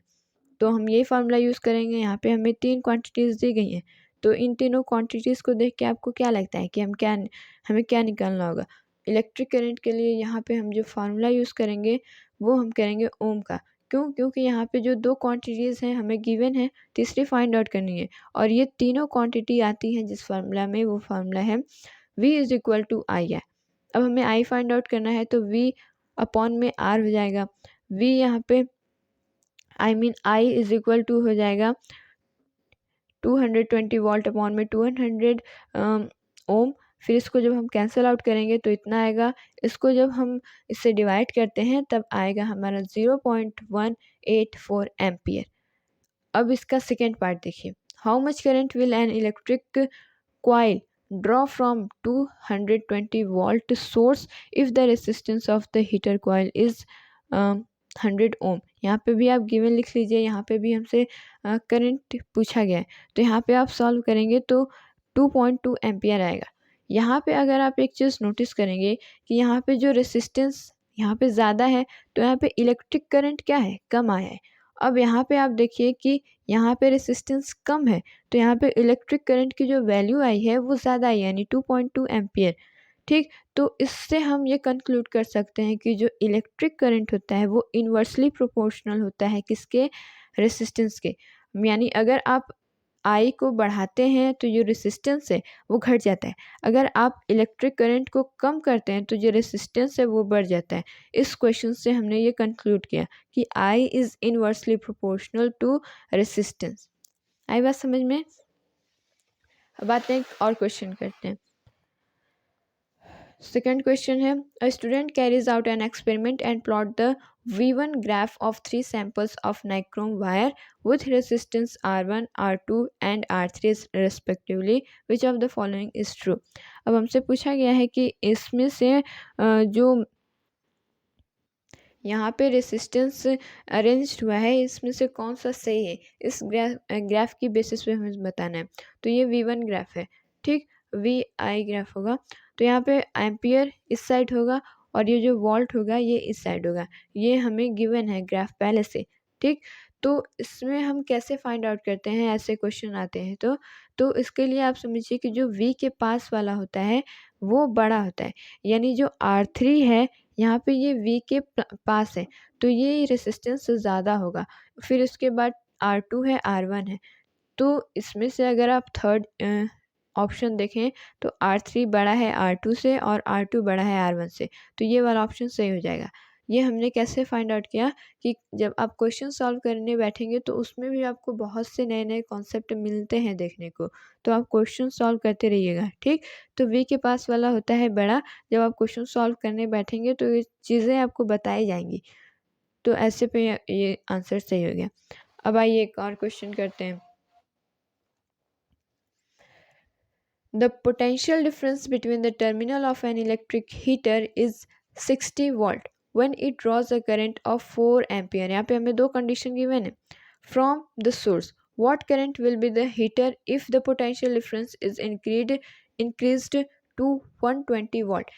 ठीक, यहाँ पे हमें दो कंडीशन गिवन है कि जब 60 वोल्ट मिल रहा था तो जो करंट था वो 4 एम्पियर था, लेकिन जब 120 वोल्ट का पोटेंशियल डिफरेंस क्रिएट हुआ तब कितना होगा इलेक्ट्रिक करंट, वो हमें बताना है यहाँ पे। तो यहाँ पे पहले हम गिवन ऐसे लिखते हैं, जब भी हम क्वेश्चन सॉल्व करते हैं, मान लीजिए एग्जाम में आपसे क्वेश्चन पूछा गया तो आप डायरेक्ट सॉल्व मत करिएगा, क्वांटिटी के साथ उन सारी चीज़ों को एक्सप्रेस करिएगा। जैसे यहाँ पे फर्स्ट दो केसेस गिवन है तो आप ऐसे लिखिएगा कि फर्स्ट केस में V1 की वैल्यू इतनी है, I1 की वैल्यू इतनी है, सेकेंड केस में ऐसे, ठीक। तो अकॉर्डिंग टू क्वेश्चन क्या बोला गया है कि जो यहाँ पे अगर आप क्वेश्चन में ध्यान दें तो यहाँ पे सिर्फ एक सोर्स की बात की जा रही है, वो है क्या, हमारा हीटर। मतलब यहाँ पे जो सोर्स ऑफ एनर्जी है, यानी सोर्स जहाँ से मिल रहा है हमें इलेक्ट्रिक करंट का, वो सेम है। तो यहाँ पे जो पोटेंशियल डिफरेंस अपॉन में ये जो इलेक्ट्रिक करंट होगा वो इक्वल होगा सेकेंड वाले केस के। तो इसको हम ऐसे इस फॉर्म में लिख लेंगे। तो V1 अपॉन में I1 is equal to V2 upon में I2। तो आप यहाँ पे वैल्यू पुट करेंगे, वैल्यू पुट करने के बाद अगर आप सॉल्व करेंगे इसको तो आएगा हमारा 8 एम्पियर। यानी जब यहाँ पे 120 वोल्ट का पोटेंशियल डिफरेंस क्रिएट हो रहा है तब वहाँ पे जो इलेक्ट्रिक करंट मिलेगा वहाँ पे होगा 8 एम्पियर का। अब हम इससे एक चीज़ और कंक्लूड कर सकते हैं कि if the source is same then it's resistance will also be same. जब यहाँ पे हमने ये इक्वेशन क्यों लिखी, कैसे लिखी, देखिए V इज इक्वल टू होता है IR, ठीक। तो यहाँ पे हमें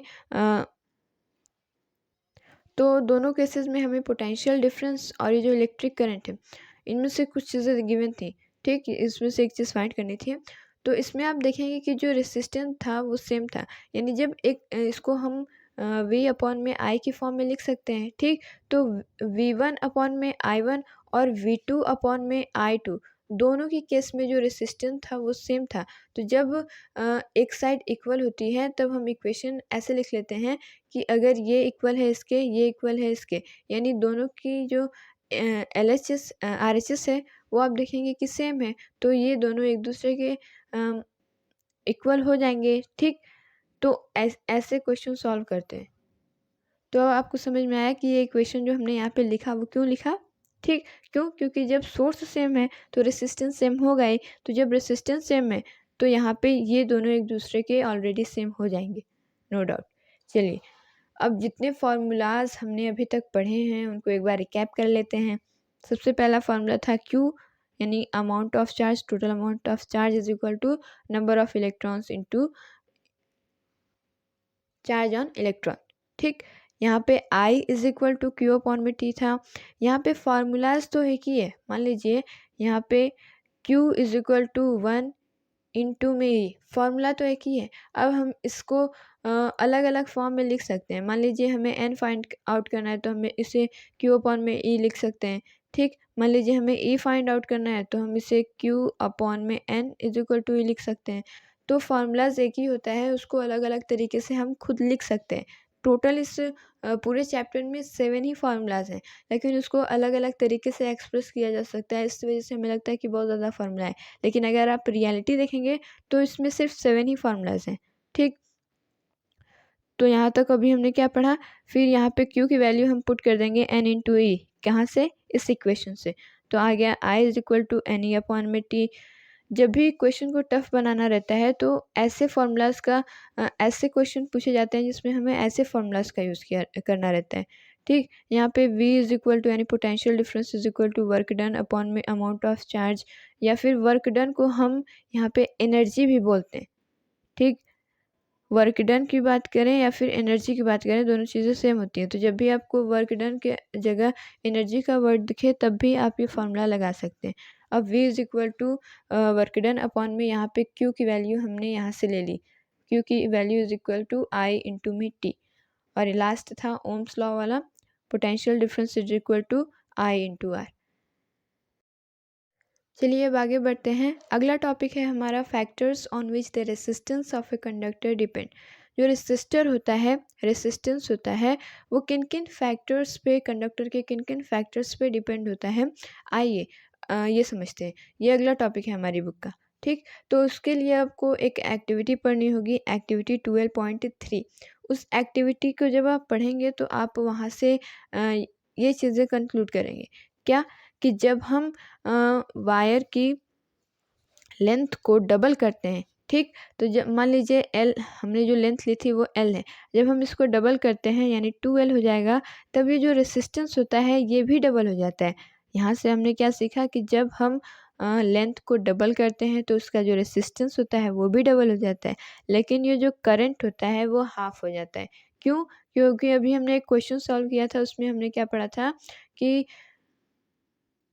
electric current is inversely proportional to resistance, यानी जब ये बढ़ेगा तो ये घट रहा है, तो यहाँ पे जब रेसिस्टेंस डबल हो रहा है तो यहाँ पे ये हाफ हो रहा है। ठीक, क्यों? क्योंकि ये इन्वर्स प्रोपोर्शनल में है एक दूसरे के।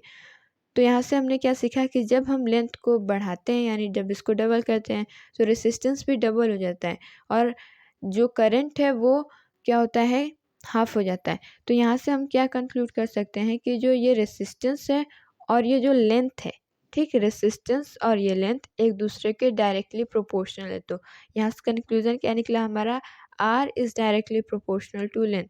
यानी जब हम कंडक्टर की लेंथ को बढ़ाते हैं तो जो उसका रेसिस्टेंस होता है वो भी बढ़ जाता है।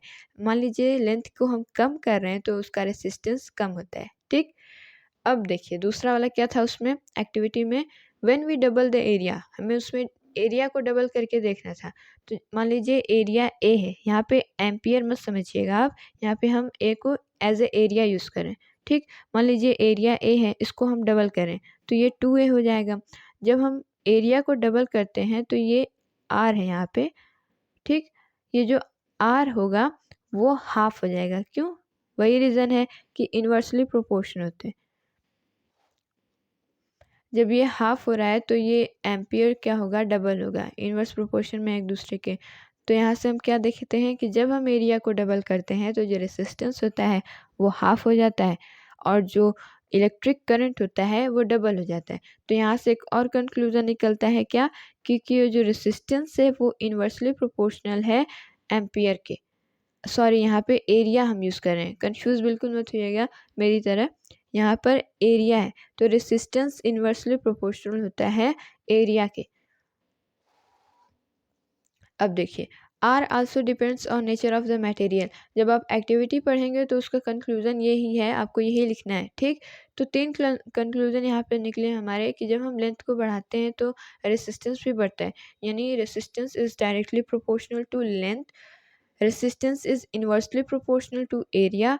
और तीसरा कंक्लूज़न है, वहाँ पे हमें कॉपर को बदलने के लिए बोला था, यानी शायद नाइक्रोम वायर की जगह हमें कॉपर वायर लगानी थी, ऐसे कुछ था। ठीक, आप एक्टिविटी पढ़ेंगे तो आपको समझ में आएंगी चीज़ें। तो जो आर है वो डिपेंड करता है नेचर ऑफ मटेरियल पे। क्यों? क्योंकि जब हम वायर चेंज कर रहे थे तो उसमें हमने देखा कि जो मूवमेंट होता है करंट का वो बढ़ जाता है। ठीक, तो यहाँ से हम क्या कंक्लूड कर सकते हैं, यहाँ से देखिए, resistance of a uniform metallic conductor, किसी भी यूनिफॉर्म मेटेलिक कंडक्टर का जो रेसिस्टेंस होता है वो डायरेक्टली प्रोपोर्शनल होता है लेंथ के। ठीक, ये सारी चीज़ें हम इस एक्टिविटी के बेसिस पे कंक्लूड कर रहे हैं। ये इन्वर्सली प्रोपोर्शनल होता है क्रॉस सेक्शन के, एरिया ऑफ क्रॉस सेक्शन के। डिपेंड ऑन द टेम्परेचर, ये टेम्परेचर पे डिपेंड भी करता है क्या, रेसिस्टेंस, और ये नेचर ऑफ मटेरियल पे भी डिपेंड करता है। ठीक, तो यहाँ से अब हम एक नया फार्मूला डिराइव करने वाले हैं, क्योंकि हमें एक नया टर्म मिलने वाला है। देखिए, यहाँ से क्या देखा हमने, R is directly proportional to length. यहाँ से देखा हमने R is inversely proportional to area of cross section. तो इन दोनों का ये सेम है, तो हमने क्या बोला था आपको कि ऐसे ये डबल हो जाता है, मतलब एक दूसरे के इक्वल हो जाता है। लेकिन यहाँ पे प्रोपोर्शनैलिटी साइन है, तो यहाँ पे चीज़ें वैसे नहीं होंगी जैसे इज इक्वल टू में होती हैं। तो आप यहाँ से देखिए, फ्रॉम दिस वी गेट, इन दोनों इक्वेशन से हमने क्या देखा कि R is directly proportional to length and inversely proportional to area.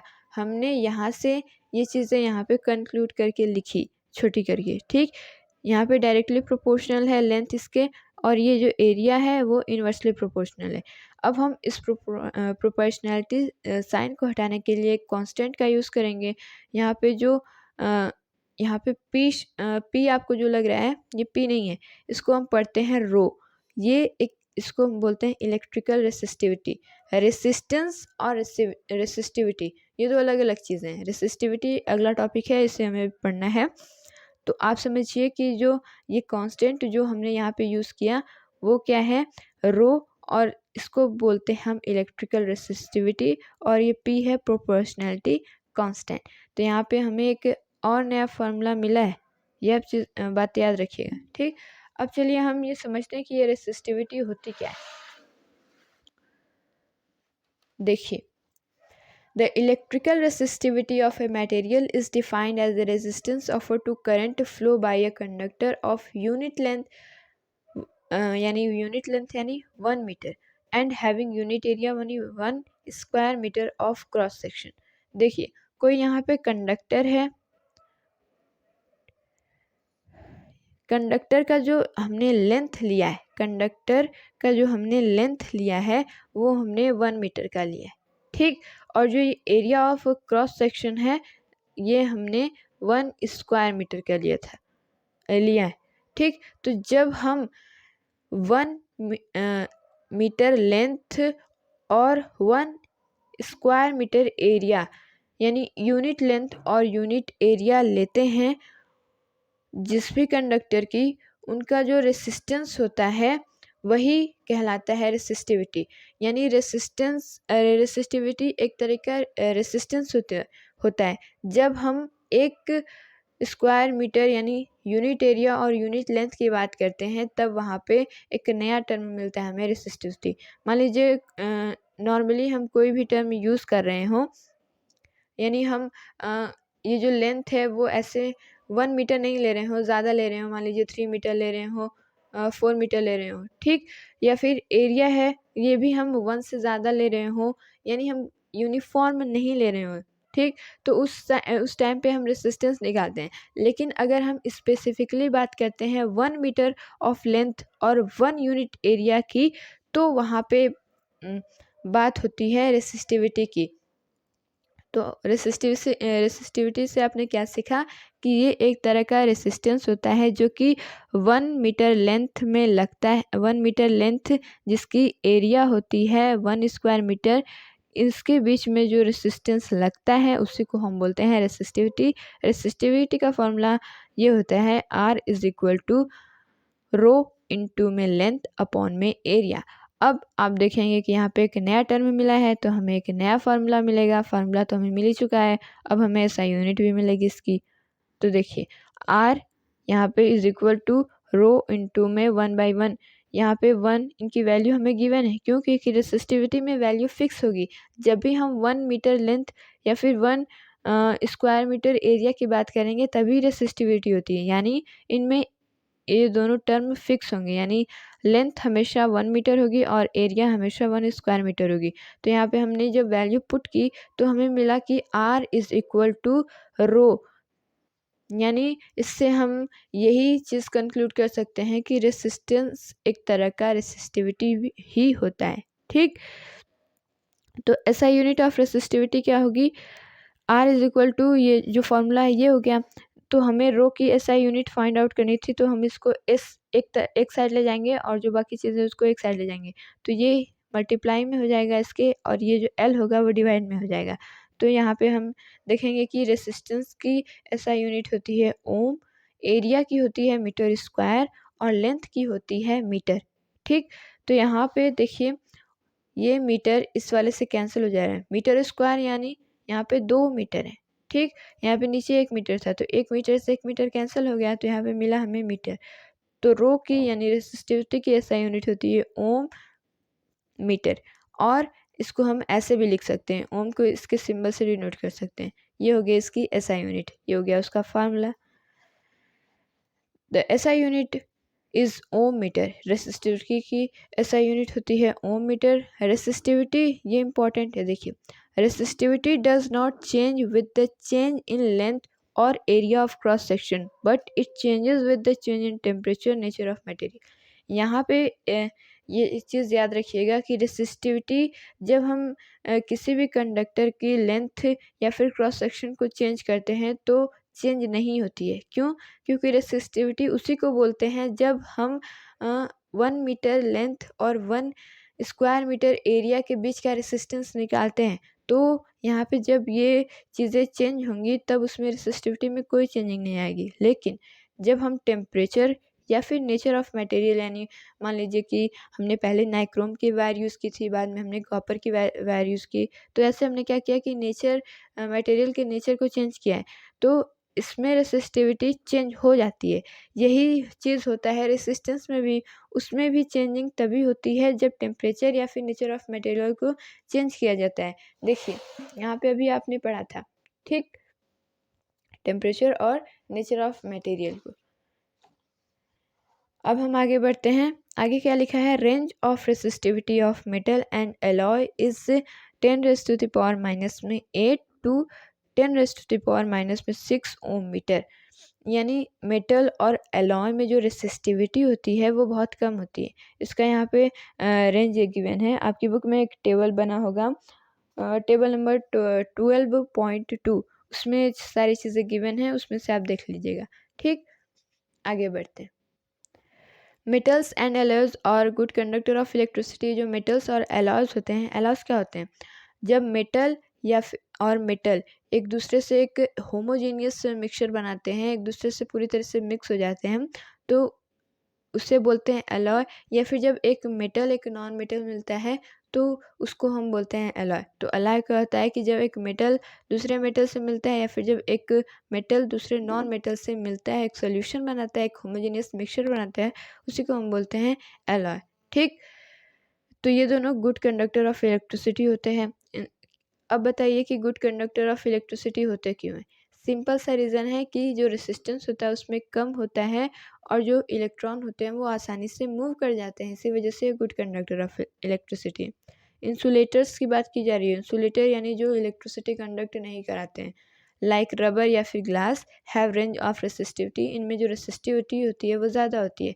ज़्यादा होने की वजह से जो चार्ज पार्टिकल होते हैं मूव नहीं कर पाते हैं, जिसकी वजह से इलेक्ट्रिसिटी कंडक्ट नहीं हो पाती है। Both resistance and resistivity vary with temperature. दोनों टेम्परेचर से वैरी करते हैं, यानी अगर टेम्परेचर बढ़ रहा है तो रेसिस्टेंस और रेसिस्टिविटी भी चेंज होगी, यानी टेम्परेचर जब चेंज होगा तो ये दोनों चीज़ें भी चेंज होंगी। Resistivity of alloy is generally higher than that of its constituent metal. Alloy की जो रेसिस्टिविटी होती है वो इसके कंस्टिट्यूएंट मेटल से ज़्यादा होती है। मतलब क्या है इसका, अगर आप टेबल 12.2 देखें तो मान लीजिए कोई एक एलॉय गिवन है, पहला वाला क्या गिवन है, कॉन्स्टेंटेन। ठीक, उसके नीचे गिवन है कि वो बना हुआ है कॉपर और नाइक्रोम से, सॉरी निकल से। अब आप देखिए उसी के ऊपर गिवन है कॉपर और नाइक्रोम की जो रेसिस्टिविटी होती है वो रेंज गिवन है। आप एनसीईआरटी खोल के बैठिए, उसमें अगर आप कॉपर का देखेंगे तो उसमें है 1.6 इंटू 10⁻8। ठीक, और अगर आप निकल का देखते हैं तो है 6.84 इंटू 10⁻⁻8। अब आप देखिए एलॉय का, किस एलॉय की बात की थी हमने, कॉन्स्टेंटेन की। अब इसकी रेसिस्टिविटी अगर आप देखेंगे तो ये है 49 इंटू में 10⁻⁻6। देखिए कितनी ज़्यादा वैल्यू इसकी। तो इस स्टेटमेंट का यही मतलब है कि जिस मटेरियल से जो एलॉय है वो मिल के बना होता है, जो इसके कंस्टिट्यूएंट मेटल होते हैं उनसे ज़्यादा होती है इसकी रेसिस्टिविटी। आए बात समझ में। alloy do not oxidized readily at high temperature, so they are commonly used in electric heating devices. जो alloy होते हैं ये जल्दी ऑक्सीडाइज नहीं होते हैं. ऑक्सीडाइज होने का मतलब यानी ये ऑक्सीजन से रिएक्ट नहीं करते हैं, यानी ये बर्न नहीं होते हैं अगर टेम्परेचर बढ़ भी जाता है तो. इसी वजह से इनका जो इलेक्ट्रिक हीटिंग डिवाइसेस होती हैं उनमें यूज़ किया जाता है. Copper and aluminium are used for electrical transmission lines as they have low resistivity. ये जो कॉपर और एल्यूमिनियम होते हैं इनको इलेक्ट्रिकल ट्रांसमिशन लाइंस के में यूज़ किया जाता है. क्यों? क्योंकि इनकी जो रेसिस्टिविटी होती है वो काफ़ी लो होती है. अब आइए एक रेसिस्टिविटी पे बेसिक क्वेश्चन करते हैं. एक क्वेश्चन है, इसके दो पार्ट्स हैं. Right the relation between the resistance and electrical resistivity. ये क्वेश्चन एनसीईआरटी का ही है शायद. ठीक. The right the relation between resistance और रेसिस्टिविटी. ठीक. Of a material of a conductor in shape of cylindrical length L and area of cross section A. हमें पूछा गया है कि जो रेसिस्टेंस और रेसिस्टिविटी होती है उनके बीच का रिलेशन बताइए. तो सिंपल है, इसमें हमें डायरेक्ट इक्वेशन ही पूछ रहा है यानी फार्मूला ही पूछ रहा है. तो यहाँ पे हम यही फार्मूला लिख देंगे कि इनके बीच का रिलेशन क्या होता है. दूसरा पार्ट है resistance of a metal wire of length. कोई एक वायर है जिसकी लेंथ है 5 मीटर, उसका रेसिस्टेंस है 100 ओम. तो गिवन में हम यही लिखेंगे resistance is equal to 100 ohm. If the area of cross section यानी एरिया ऑफ क्रॉस सेक्शन की वैल्यू गिवन है 3 × 10⁻⁻7 metre square. Calculate the resistivity of the metal. अब हमें मेटल की रेसिस्टिविटी फाइंड आउट करनी है. तो इसमें हमें 3 चीज़ें गिवन है, लेंथ, रेसिस्टेंस और एरिया. तो यही फार्मूला हम लगाएंगे, ये वाला फार्मूला. वैल्यूज़ पुट करेंगे जब हम इसे फर्दर सॉल्व करेंगे तो हमें मिलेगा 6 × 6 10⁻⁻6 ओम मीटर. ये जो ऐसी वैल्यू होती है हम आंसर में ऐसी क्वांटिटी नहीं लिखते हैं, हम इसको स्टैंडर्ड फॉर्म में लिखते हैं. ठीक. तो यहाँ पे 1 0 है तो इसको हम 10 × 10⁻⁻1 लिख सकते हैं. तो जब बेस सेम होता है तो ऊपर वाली चीज़ें ऐड हो जाती हैं. ठीक. तो ये माइनस जब ऐड हुआ तो उसमें ये घट गया तो ये हो गया -6. कैसे? कि जब हम -1 और -7 को ऐड करेंगे, देखिए 60 × 10⁻⁻10 था, इसको हमें स्टैंडर्ड फॉर्म में लिखना था. तो हमने 6 × इसके आगे एक 0 है, 10 में -1 पावर इंटू में 10⁻⁻7 ये लिख दिया. ठीक. अब जब बेस सेम है तो हम इसके ऊपर का जो ये पावर है उसको ऐड कर लेंगे. तो ये आ जाता है, सॉरी ये 1 होगा, माइनस नहीं होगा. ठीक. तो ये हो जाएगा 1 -7. जब हम 1 में से 7 को माइनस करते हैं तो ये आ जाता है -6. ठीक. तो ऐसे हम स्टैंडर्ड फॉर्म में लिखते हैं. तो ये स्टैंडर्ड फॉर्म में होगा 6 × 10⁻⁻6 ओम मीटर. इसको हमें स्टैंडर्ड फॉर्म में कैसे लिखा ये हमने यहाँ पे समझा. एक और क्वेश्चन है, how the resistivity does not change if. Question पूछा गया है कि रेसिस्टिविटी है वो इन केसेस में से किस में चेंज नहीं होती है. पहला है मटेरियल इज चेंज्ड. तो ये तो पहले ही है कि नहीं होगा. क्यों? क्योंकि जब मटेरियल को हम नेचर ऑफ मटेरियल को चेंज कर देते हैं तो रेसिस्टेंस और रेसिस्टिविटी दोनों चीज़ें चेंज होती हैं. टेम्परेचर को चेंज करेंगे तब भी ये चेंज होती हैं. Shape of resistor is change. यहाँ पे बोला गया है कि रेसिस्टर का जो शेप होता है उसको चेंज करके रेसिस्टिविटी रेसिस्टिविटी चेंज हो सकती है. तो ये ऑप्शन सही होगा. क्यों?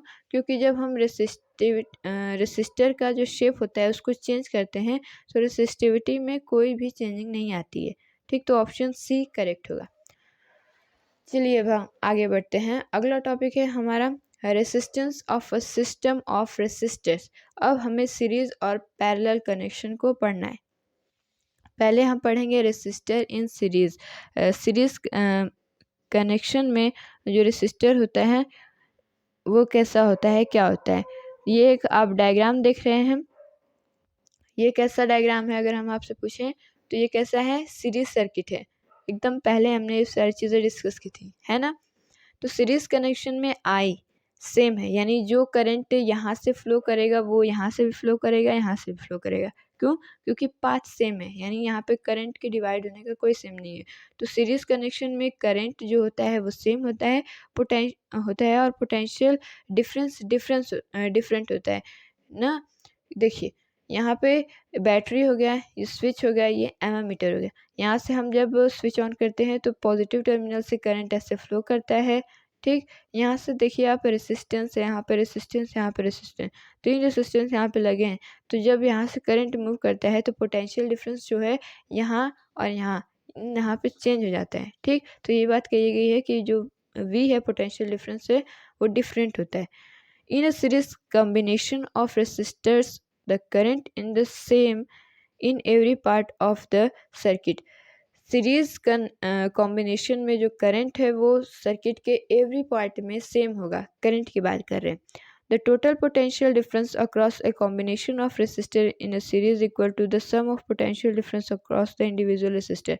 अब हमने यहाँ पे बात की थी कि जो पोटेंशियल डिफरेंस होता है वो डिफरेंट होता है, तो जो टोटल पोटेंशियल डिफरेंस होगा वो क्या होगा, जितना भी यहाँ पे पोटेंशियल डिफरेंस चेंज हुआ है उन सबको जब हम ऐड कर देंगे तो हमें मिल जाएगा टोटल पोटेंशियल डिफरेंस। मान लीजिए यहाँ पे R1 यानी जब यहाँ पे रेसिस्टर यहाँ पे आया तो इसका जो पोटेंशियल डिफरेंस है वो चेंज हो गया। क्यों? क्योंकि जो रेसिस्टेंस होते हैं वो रेसिस्ट करने का काम करते हैं, जिसकी वजह से पोटेंशियल डिफरेंस चेंज हो गया, घट गया, ठीक। तो यहाँ पे कुछ और पोटेंशियल डिफरेंस होगा, यहाँ पे कुछ और, यहाँ पे कुछ और। जो टोटल पोटेंशियल डिफरेंस जो होगा वो हमें मिलेगा ऐसे कि V is equal to V1 plus में V2 प्लस में V3। आए बस समझ में?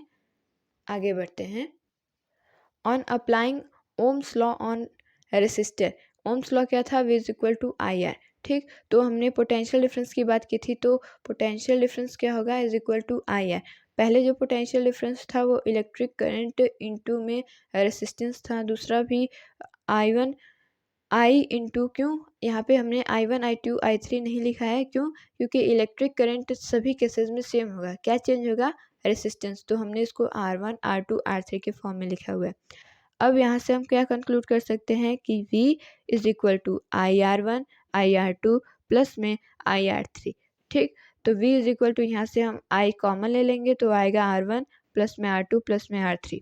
फिर ये V को जब हम इधर लाते हैं, यहाँ पे ये मल्टीप्लाई में था, यहाँ पे आ जाएगा डिवाइड में, तो V अपॉन में I is equal to R1 plus में R2 प्लस में R3। अब यहाँ पे देखिए V अपॉन में I क्या होता है? V is equal to I upon में R होता है। जब ये V इधर आ जाएगा, V अपॉन में I हो जाएगा, तो इज इक्वल टू क्या हो जाएगा? R, यानी रेसिस्टेंस। तो यहाँ पे V अपॉन में I यानी रेसिस्टेंस हमें क्या मिला?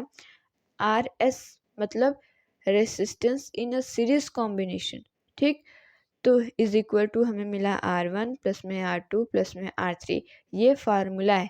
जब भी हमें सीरीज कॉम्बिनेशन में रेसिस्टेंट फाइंड आउट करना होगा तो हम इस फार्मूले का यूज़ करेंगे। मान लीजिए कि पीछे जो डायग्राम गिवन था हमें, यहाँ पे मान लीजिए हमें इसका रेसिस्टेंस पूछा गया कि क्या होता है, तो यहाँ पे सब सीरीज कनेक्शन में थे। तो जब हम इसका इन सब को ऐड कर देंगे तो जो नंबर हमें मिलेगा वही होगा resistance in the series combination. है बात समझ में? तो यहाँ से हमें जो फार्मूला मिला वो था RS is equal to R1 plus में R2 प्लस में R3।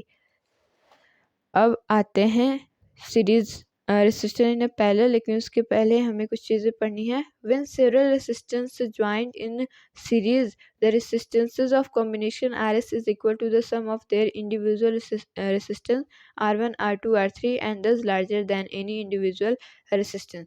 यहाँ पे हमें इस फार्मूला को वर्ड के फॉर्म में लिखा है कि जब हम इंडिविजुअल रेसिस्टेंस को ऐड कर देते हैं तो टोटल रेसिस्टेंस हमें मिल जाता है।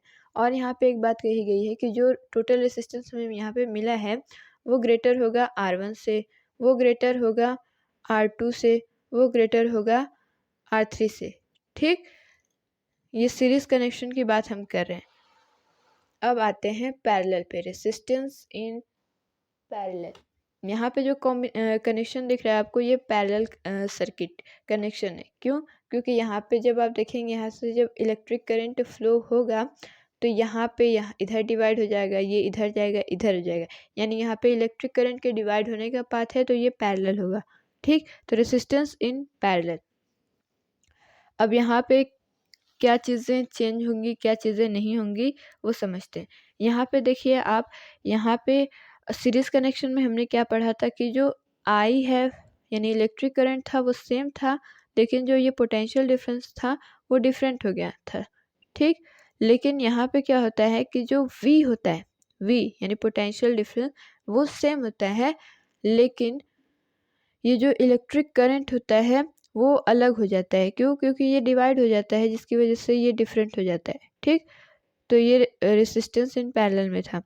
अब यहाँ पे इलेक्ट्रिक करंट जब डिवाइड होगा तो हमें जो टोटल इलेक्ट्रिक करंट यानी I इज इक्वल टू होगा, यहाँ पे जितना है, यहाँ पे जितना है, यहाँ पे जितना है, तीनों का जब हम सम करेंगे तो हमें टोटल इलेक्ट्रिक रेसिस्टेंस मिलेगा, सॉरी इलेक्ट्रिक करंट मिलेगा। अब यहाँ पे हम जैसे इस फार्मूला को जैसे हमने डिराइव किया था वैसे इसको भी डिराइव करेंगे। ठीक, तो I is equal to V upon में R होता है, तो V अपॉन में R1 R2 अपॉन में R3, रेसिस्टेंस यहाँ पे अलग अलग है ना, तो इसको हम R1 R2 और R3 लिखेंगे।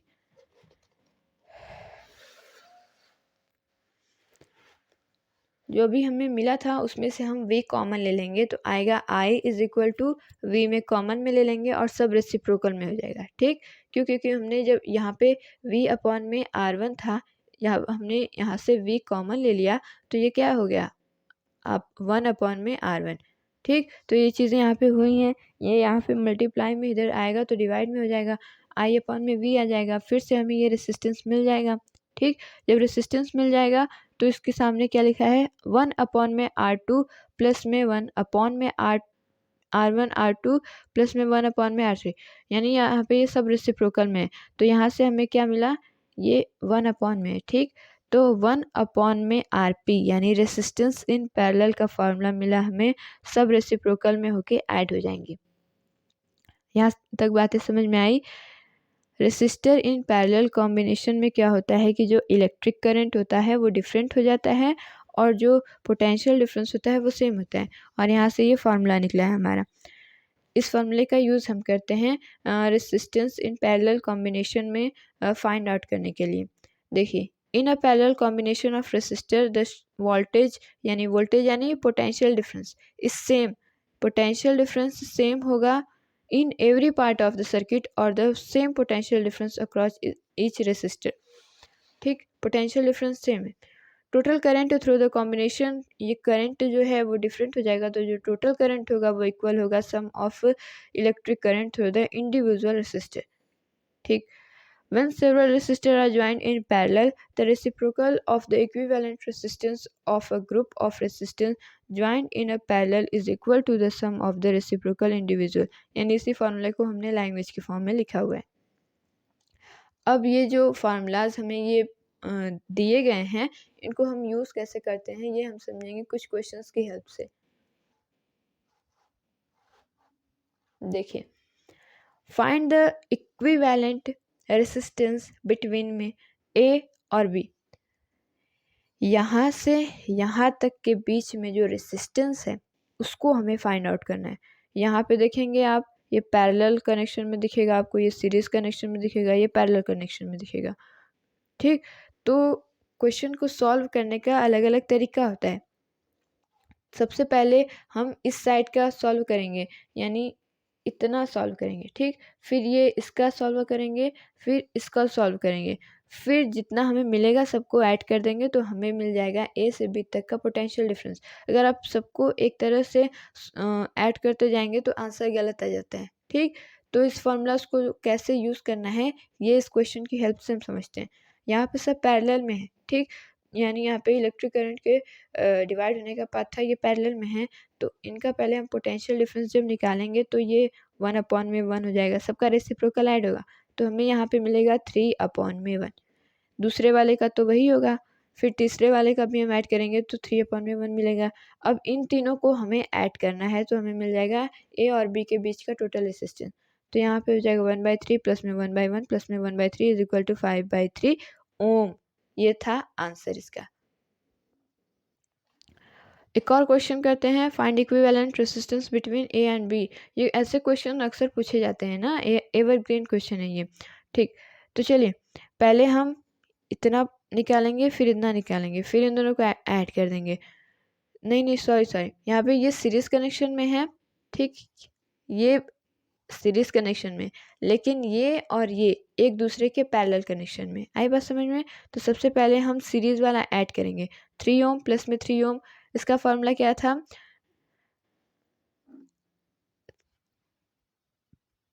कि resistance in series is equal to R1 plus में R2 प्लस में R3, ऐसे करके था ना।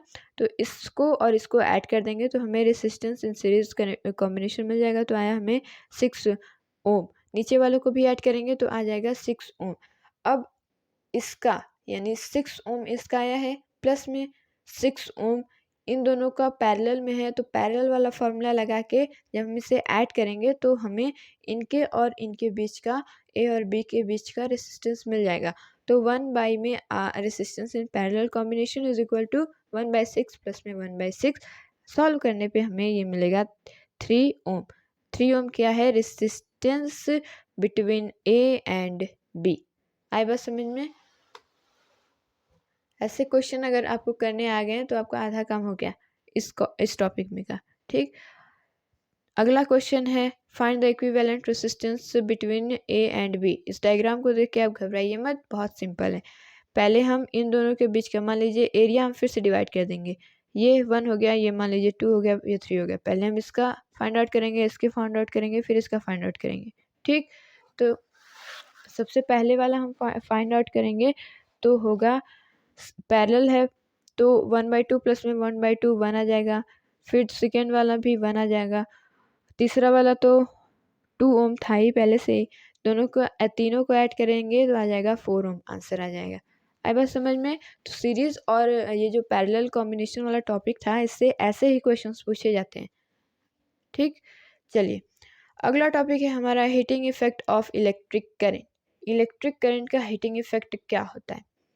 जो इलेक्ट्रिक करंट होता है उससे हीट एनर्जी भी रिलीज़ होती है। कहीं कहीं ये जो हीटिंग इफ़ेक्ट होता है वो हमारे लिए फेवरेबल होता है, यानी हमारे लिए अच्छा होता है। जैसे कि ये जो आयरन होता है, इलेक्ट्रिक आयरन, इसे हम प्रेस करते हैं, उसमें जो फिनोमेना काम करता है वो heating effect of electric current वाला ही काम करता है।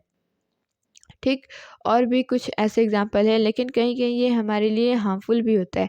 जैसे मान लीजिए कोई वायर है, उसका अचानक से इलेक्ट्रिक करंट की वजह से जो हीटिंग है वो ज़्यादा बढ़ जाती है, तो वो मेल्ट कर जाता है। तो ये हमारे लिए डिसएडवांटेज है इस तरीके से। तो कहीं कहीं heating effect of electric current का हमें फ़ायदा होता है, कहीं नुकसान होता है। आइए इससे समझते हैं। A part of source of energy in maintaining the current may be consumed into useful work like rotating of blades of fan. यानी जो एनर्जी हमें मिलती है, यानी जो करंट को मेंटेन करने में हमें जो एनर्जी मिलती है वो हम यूज़फुल वर्क के लिए कंज्यूम करते हैं, जैसे कि rotating of A fan blade, यानी जो फ़ैन चलता है। ठीक, रेस्ट ऑफ एनर्जी, लेकिन जो रेस्ट ऑफ एनर्जी होती है, मान लीजिए हमें टोटल एनर्जी मिल रही है, उसमें से जो मैक्सिमम एनर्जी होती है वो फ़ैन को रोटेट कराने में जाती है, लेकिन जो कुछ एनर्जी बच जाती है वो may be expanded in heat. वो क्या होती है कि वेस्ट होती है, यानी वो टेम्परेचर, जो गैजेट है, मान लीजिए जो फ़ैन देर तक चलने लगता है तो वो गर्म हो जाता है। तो वो किस वजह से होता है? Heating effect of electric current की वजह से, क्योंकि उसमें जो हीट होता है वो टेम्परेचर को राइज़ कर देता है। इस तरीके से ये जो एनर्जी है वो हीट के फॉर्म में वेस्ट हो रही है। In electric circuit, if electric circuit is purely resistive, यानी सिर्फ रेसिस्टेंस जिसमें प्रेजेंट होता है, the source of energy continuously get dissipated entirely to form in the form of heat, this is known as shifting effect of electric current. जो electric circuit purely resistive होता है, यानी जो सिर्फ जिसमें सिर्फ रेसिस्टेंस प्रेजेंट होता है, वो उनमें क्या होता है कि जो एनर्जी होता है वो इंटायरली, यानी पूरी तरीके से हीट के फॉर्म में डिसिपेट होती जाती है, यानी ख़त्म होती जाती है। एक तरह से आप कह सकते हैं वेस्ट होती जाती है, और इसी को हम बोलते हैं heating effect of electric current. This effect is utilize in devices. यही इलेक्ट्रिक यही हीटिंग इफ़ेक्ट जो है हम कहीं कहीं यूटिलाइज़ भी करते हैं, जैसे कि हमारा हो गया इलेक्ट्रिक हीटर। इलेक्ट्रिक हीटर में जो फिनोमेना काम करता है उसे हम बोलते हैं heating effect of electric current. यानी जो करंट एनर्जी होती है, इलेक्ट्रिसिटी, वो चेंज हो जाती है हीटिंग एनर्जी में, है ना। फिर इलेक्ट्रिक आयरन हो गया, टोस्टर हो गया, इमर्सन रॉड हो गया, ये कुछ एग्जाम्पल हैं। अब यहाँ से आप देखिए, W यानी work done is equal to क्या होता है, पोटेंशियल डिफरेंस इनटू में Q यानी अमाउंट ऑफ चार्ज जितना वहाँ से जाता है। ये हमने कहाँ से फाइंड आउट किया कि V इज इक्वल टू होता है W अपॉन में Q। अभी हमने पीछे एक टॉपिक पढ़ा था पोटेंशियल डिफरेंस वाला, तो उसमें से हमने ये फाइंड आउट किया था, ठीक। तो इसको हमने इस फॉर्म में लिखा है, V into Q is equal to W, ये हो गया। फिर P इज इक्वल टू यानी potential difference is equal to, sorry यहाँ पे P पोटेंशियल डिफरेंस नहीं है, यहाँ पे P पावर है, ठीक। तो पावर इज इक्वल टू होता है वर्क डन अपॉन में T। वर्क डन की वैल्यू हमने V इंटू क्यू लिखी, कहाँ से लिखी, इस वाले इक्वेशन से, ठीक। तो इस इक्वेशन से हमें मिला एक नया formula, P is equal to V into में I, यानी पावर इज इक्वल टू में पोटेंशियल डिफरेंस इंटू में इलेक्ट्रिक करंट। इलेक्ट्रिक, ये सोच रहे होंगे आप कि I कहाँ से आ गया, I यहाँ से आया है Q बाई टी से, ठीक। अब एनर्जी इज इक्वल टू होता है पावर इंटू में टी का, एनर्जी इज इक्वल टू होता है पावर इंटू में टाइम। तो यहाँ पे पावर की हमने ये वाली वैल्यू पुट करनी है। ऐसा हम इसलिए कर रहे हैं क्योंकि हमें हीट का एक नया फार्मूला डिराइव करना है, ठीक। अक्सर डेरिवेशन को तो पूछा नहीं जाता है, लेकिन एक बार आप समझ लीजिए कि जो फार्मूला आया है वो कहाँ से आया है। तो P की वैल्यू हमने ये वाली फाइंड आउट कर दी, T वैसे ही रहेगा। अब फिर से हम V की वैल्यू दूसरी पुट करेंगे। V की value is equal to I into में R, ये I पहले से मौजूद है और ये T पहले से मौजूद है। तो E is equal to I क्या, I स्क्वायर इंटू में R इंटू में T। अब एनर्जी की बात की जा रही है यहाँ पे, तो किस एनर्जी की बात हम यहाँ पे कर रहे हैं, हीट एनर्जी की। तो हम E के जगह हीट लिखेंगे, तो हीट को हम कैपिटल S से डिनोट करेंगे, is equal to I square into में R इंटू में T। आई होप आपको ये फार्मूला कैसा है समझ में आया होगा। तो heating effect of electric current में जो हमें फार्मूला मिला है वो है H is equal to I square into R into T। यहाँ पे आई स्क्वायर इलेक्ट्रिक करंट है, R रेसिस्टेंस है, T टाइम है। Heating effect of electric current में जूल्स एक साइंटिस्ट है, उन्होंने एक लॉ दिया था। इस लॉ के अकॉर्डिंग जो रेसिस्टर होता है, it state that the heat produce in A resistor, किसी भी रेसिस्टर में जो हीट प्रोड्यूस होती है वो डायरेक्टली प्रोपोर्शनल होती है स्क्वायर ऑफ करंट। जो फार्मूला भी हमने लिखा था यानी ये वाला फार्मूला, उसी को स्पेसिफिकली उन्होंने बताया था, उन्होंने एक लॉ दिया था और इसी लॉ के अकॉर्डिंग उसी के बेस पे ये फार्मूला डिराइव हुआ है, ठीक। और ये डायरेक्टली प्रोपोर्शनल होता है रेसिस्टेंस के, डायरेक्टली प्रोपोर्शनल होता है टाइम के, ठीक। तो इस सब से हमने कंक्लूड किया कि H is equal to I square into में R इंटू में T। ये जूल्स लॉ ऑफ अगर हीटिंग आपसे पूछा जाए तो आप इसी फार्मूला को ऐसे इस लैंग्वेज की बेसिस पे लैंग्वेज के फॉर्म में लिख दीजिएगा। अब आते हैं, अगला टॉपिक है applications of heating effect of electric current. Electric current का जो हीटिंग इफेक्ट होता है उसके एप्लीकेशंस क्या होते हैं, वो कहाँ कहाँ पे यूज़ किया जाता है। पहला पॉइंट है electric heating is also use to produce light as electrical bulb. जो इलेक्ट्रिक हीटिंग होती है उसको एज अ लाइट यानी इलेक्ट्रिक बल्ब में यूज़ किया जाता है। In electric bulb most of the power consumed by filament appear as heat and small part of it is radiated in the form of light. Electric bulb में जो ये filament होता है, most power is consumed bye it, यानी जो filament होता है, मान लीजिए हम इलेक्ट्रिक बल्ब को पावर दे रहे हैं तो उसमें से जो मोस्ट यानी मैक्सिमम पावर होता है वो फिलामेंट द्वारा कंज्यूम कर लिया जाता है और ये हीट हो जाता है, ठीक। And some part of it is radiated in the form of light, और इसका कुछ पार्ट जो एनर्जी उसमें मिल रही है कुछ तो उसमें हीट में चेंज हो गई है और उसी एनर्जी का कुछ जो पार्ट होता है वो as a form of light हमें देखने को मिलता है, ठीक। The bulb are filled with chemically inactive gases like nitrogen and argon to prolong life of filament. आपने देखा होगा कि जो बल्ब होते हैं उनके ये जो फिलामेंट होता है, ठीक, इनमें बल्ब में ये जो फिलामेंट का सराउंडिंग है, इसके सराउंडिंग में जो एयर भरी जाती हैं वो केमिकली इनएक्टिव होती हैं, यानी जो ज़्यादा रिएक्टिव नहीं होती हैं, जैसे नाइट्रोजन, आर्गन हो गई, इन गैसेस को भरा जाता है। तो रीज़न क्या है? ताकि ये फिलामेंट की लाइफ को बढ़ा सकें। फिलामेंट को लाइफ को कैसे बढ़ाते हैं? क्योंकि जब ये फिलामेंट से रिएक्ट नहीं करेंगी तो इसमें फिलामेंट में ज़्यादा कोई चेंजिंग नहीं आएगी। मान लीजिए इसकी जगह हम कोई रिएक्टिव गैस भर देते हैं, जैसे ऑक्सीजन भरेंगे तो आग ही लग जाएगी। मान लीजिए कोई दूसरा गैस भर देते हैं जो रिएक्टिव होती है, तो वो फिलामेंट के साथ रिएक्ट करती जाएगी, तो इससे फिलामेंट ख़राब हो जाता है, ठीक। तो यहाँ पे हम इनएक्टिव गैसेस का, यानी जो कम रिएक्टिव गैसेस होती हैं, फिर जो रिएक्ट ही नहीं करती हैं, इन गैसेस का यूज़ करते हैं। फिर क्या है? Filament of electric bulb is made up of tungsten. जो फिलामेंट होता है इलेक्ट्रिक बल्ब का, वो बना होता है टंगस्टन का। It does not oxidise readily at temperature. ये टंगस्टन की खास बात है कि ये जल्दी ऑक्सीडाइज नहीं होता है। टेम्परेचर अगर बढ़ भी जाता है तो हाईली टेम्परेचर तक ये ऑक्सीडाइज नहीं होता है, ठीक। इसी वजह से टंगस्टन का यूज़ करते हैं। क्यों? क्योंकि इसकी जो मेल्टिंग पॉइंट है वो बहुत ज़्यादा है।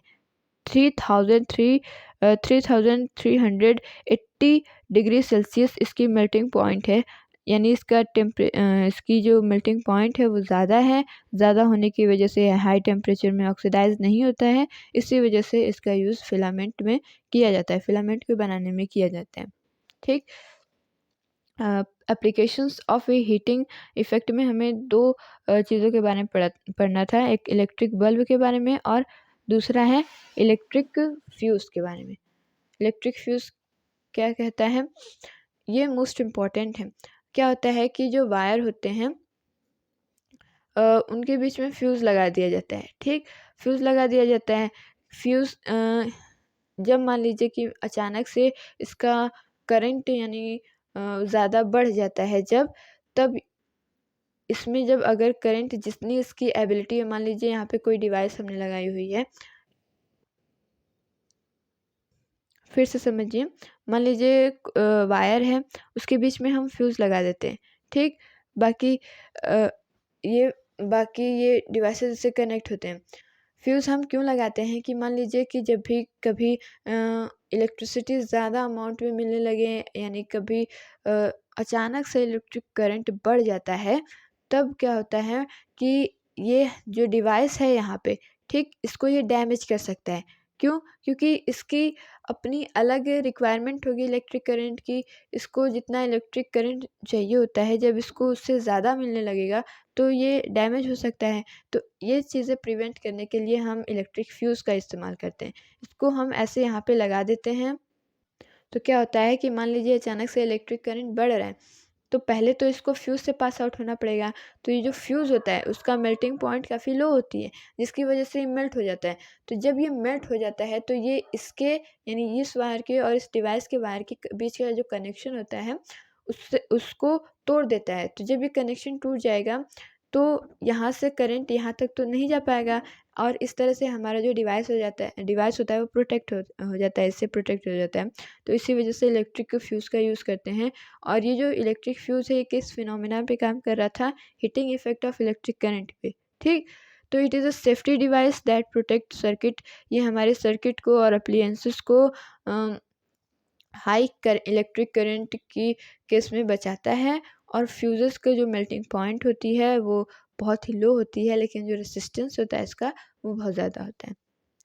इस चैप्टर की लास्ट टॉपिक है इलेक्ट्रिक पावर।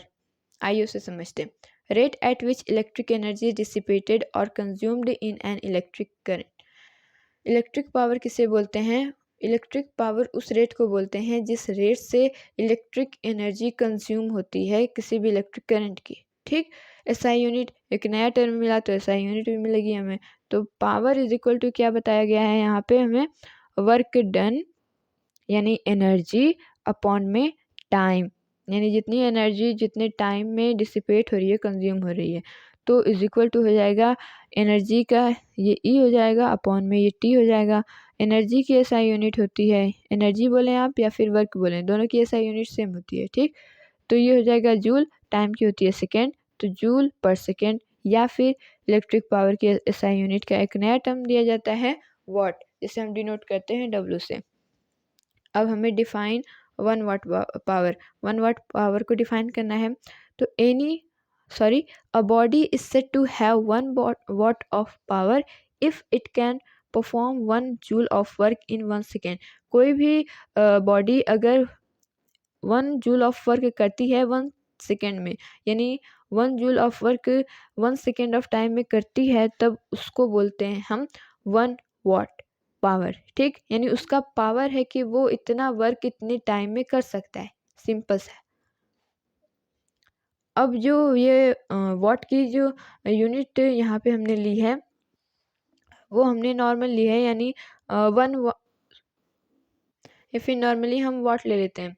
लेकिन जब हम इसको कॉमर्शियल यूनिट के तौर पे यूज़ करना रहता है, यानी जब हमें बड़े बड़े इलेक्ट्रिकल एनर्जी की बात की जाती है, इलेक्ट्रिक इंस्ट्रूमेंट की बात की जाती है, तो वहाँ पे सिर्फ वाट से काम नहीं चलता। यहाँ पे हमें बड़ी यूनिट लेनी रहती है, जिसके लिए हम लेते हैं किलोवाट। तो commercial unit of electric energy is kilowatt. जो कॉमर्शियल यूनिट होती है इलेक्ट्रिक एनर्जी की, ये होती है किलोवाट आवर। ठीक, यहाँ पे हमने सेकेंड नहीं लिया है, आवर लिया है। ठीक, कॉमनली नोन एज यूनिट, और किलोवाट आवर को हम कॉमर्शियल यूनिट बोलते हैं। 1 किलोवाट आवर में कितना जूल होता है, यानी कितना वाट सेकेंड होता है, ये अक्सर पूछ लिया जाता है कि 1 किलोवाट में कितना जूल होता है। ठीक, तो यहाँ पे किलो इज इक्वल टू 1000। 1000 में कितना ग्राम होता है, 1 किलो में कितना ग्राम होता है, 1000। तो 1000 वाट इंटू में 1 आवर में कितने सेकेंड, 3600 सेकेंड। ठीक, तो इसको जब हम मल्टीप्लाई करेंगे तो आएगा ये 3.6 इंटू में 10⁶ वाट सेकेंड। और ये जो वाट सेकेंड है, वाट और सेकेंड, यहाँ पे जब आप इसको मल्टीप्लाई में ले जाएंगे तो क्या मिलेगा हमें, जूल। ठीक, तो यहाँ पे मिल जाता है हमें 1 kilowatt hour is equal to 3.6 into 10⁶ joule. ये थी हमारे इस चैप्टर की लास्ट टॉपिक, इलेक्ट्रिक पावर। ये इस चैप्टर के फार्मूलाज हैं। टोटल 7 फार्मूलाज हमें इस चैप्टर में देखने को मिले थे। लास्ट में जो पावर वाला फार्मूला है वो भी, उसमें तो कोई फार्मूला था नहीं। ठीक, तो टोटल इस चैप्टर का 7 फार्मूलाज हैं हमारे पास। ये चार्ज वाला फार्मूला, इलेक्ट्रिक करंट का formula, potential difference, Ohm's law वाला formula, resistivity formula, power formula, और ये heating effect of electric current. अब आप इसको अलग अलग फॉर्म में, जैसे हमने आपको बताया था कि Q is equal to N into E होता है, और I is equal to Q upon में T होता है। ठीक, तो इससे हम एक नया फार्मूला बना सकते हैं कि I is equal to Q की वैल्यू हम N इंटू E अपॉन में T फाइंड आउट कर सकते हैं। तो अगर आप ऐसे निकालेंगे तो बहुत सारे फार्मूलाज होंगे, लेकिन मेनली जो फार्मूलाज हैं वो ये हैं। ठीक, तो ये अगर आपको याद रहेंगे तो आप ऐसे फार्मूलाज क्वेश्चन के हिसाब से अपनी तरह से बना सकते हैं। आई बात समझ में? तो आई होप आपको ये चैप्टर अच्छे समझ में आया होगा। देखा जाए तो ये चैप्टर वैसे उतना हार्ड भी नहीं है। कुछ फार्मूलाज जब हम उनको अच्छे तरीके से याद कर लेंगे, और कुछ जब हम क्वेश्चन करेंगे तो जिस तरीके से फार्मूला पुट अप करके हमें आंसर फाइंड आउट करना रहता है, जब हम प्रैक्टिस कर लेंगे इन सारी चीज़ों के, तो हमें कोई भी मुश्किल नहीं होगी। ठीक, तो इनमें न्यूमेरिकल्स ही हैं जो हमें डराते हैं। अगर आप प्रैक्टिस करेंगे तो वो भी आपसे चुटकियों में सॉल्व होंगे। आई बात समझ में? तो इस चैप्टर में ज़्यादा कुछ हार्ड नहीं था। अगर आप इसे आसान समझ के चलेंगे तो ये आपके लिए आसान होगा, लेकिन अगर आप इसे मुश्किल समझ के चलेंगे तो मुश्किल ही होगा। ठीक, तो कोई चीज़ मुश्किल नहीं होती है। सिंपल सा चैप्टर आप इसे मान के चलिए, बार बार रिवाइज करते रहिएगा। आई होप आपको ये चैप्टर अच्छे समझ में आया होगा। Thank you, thanks for watching.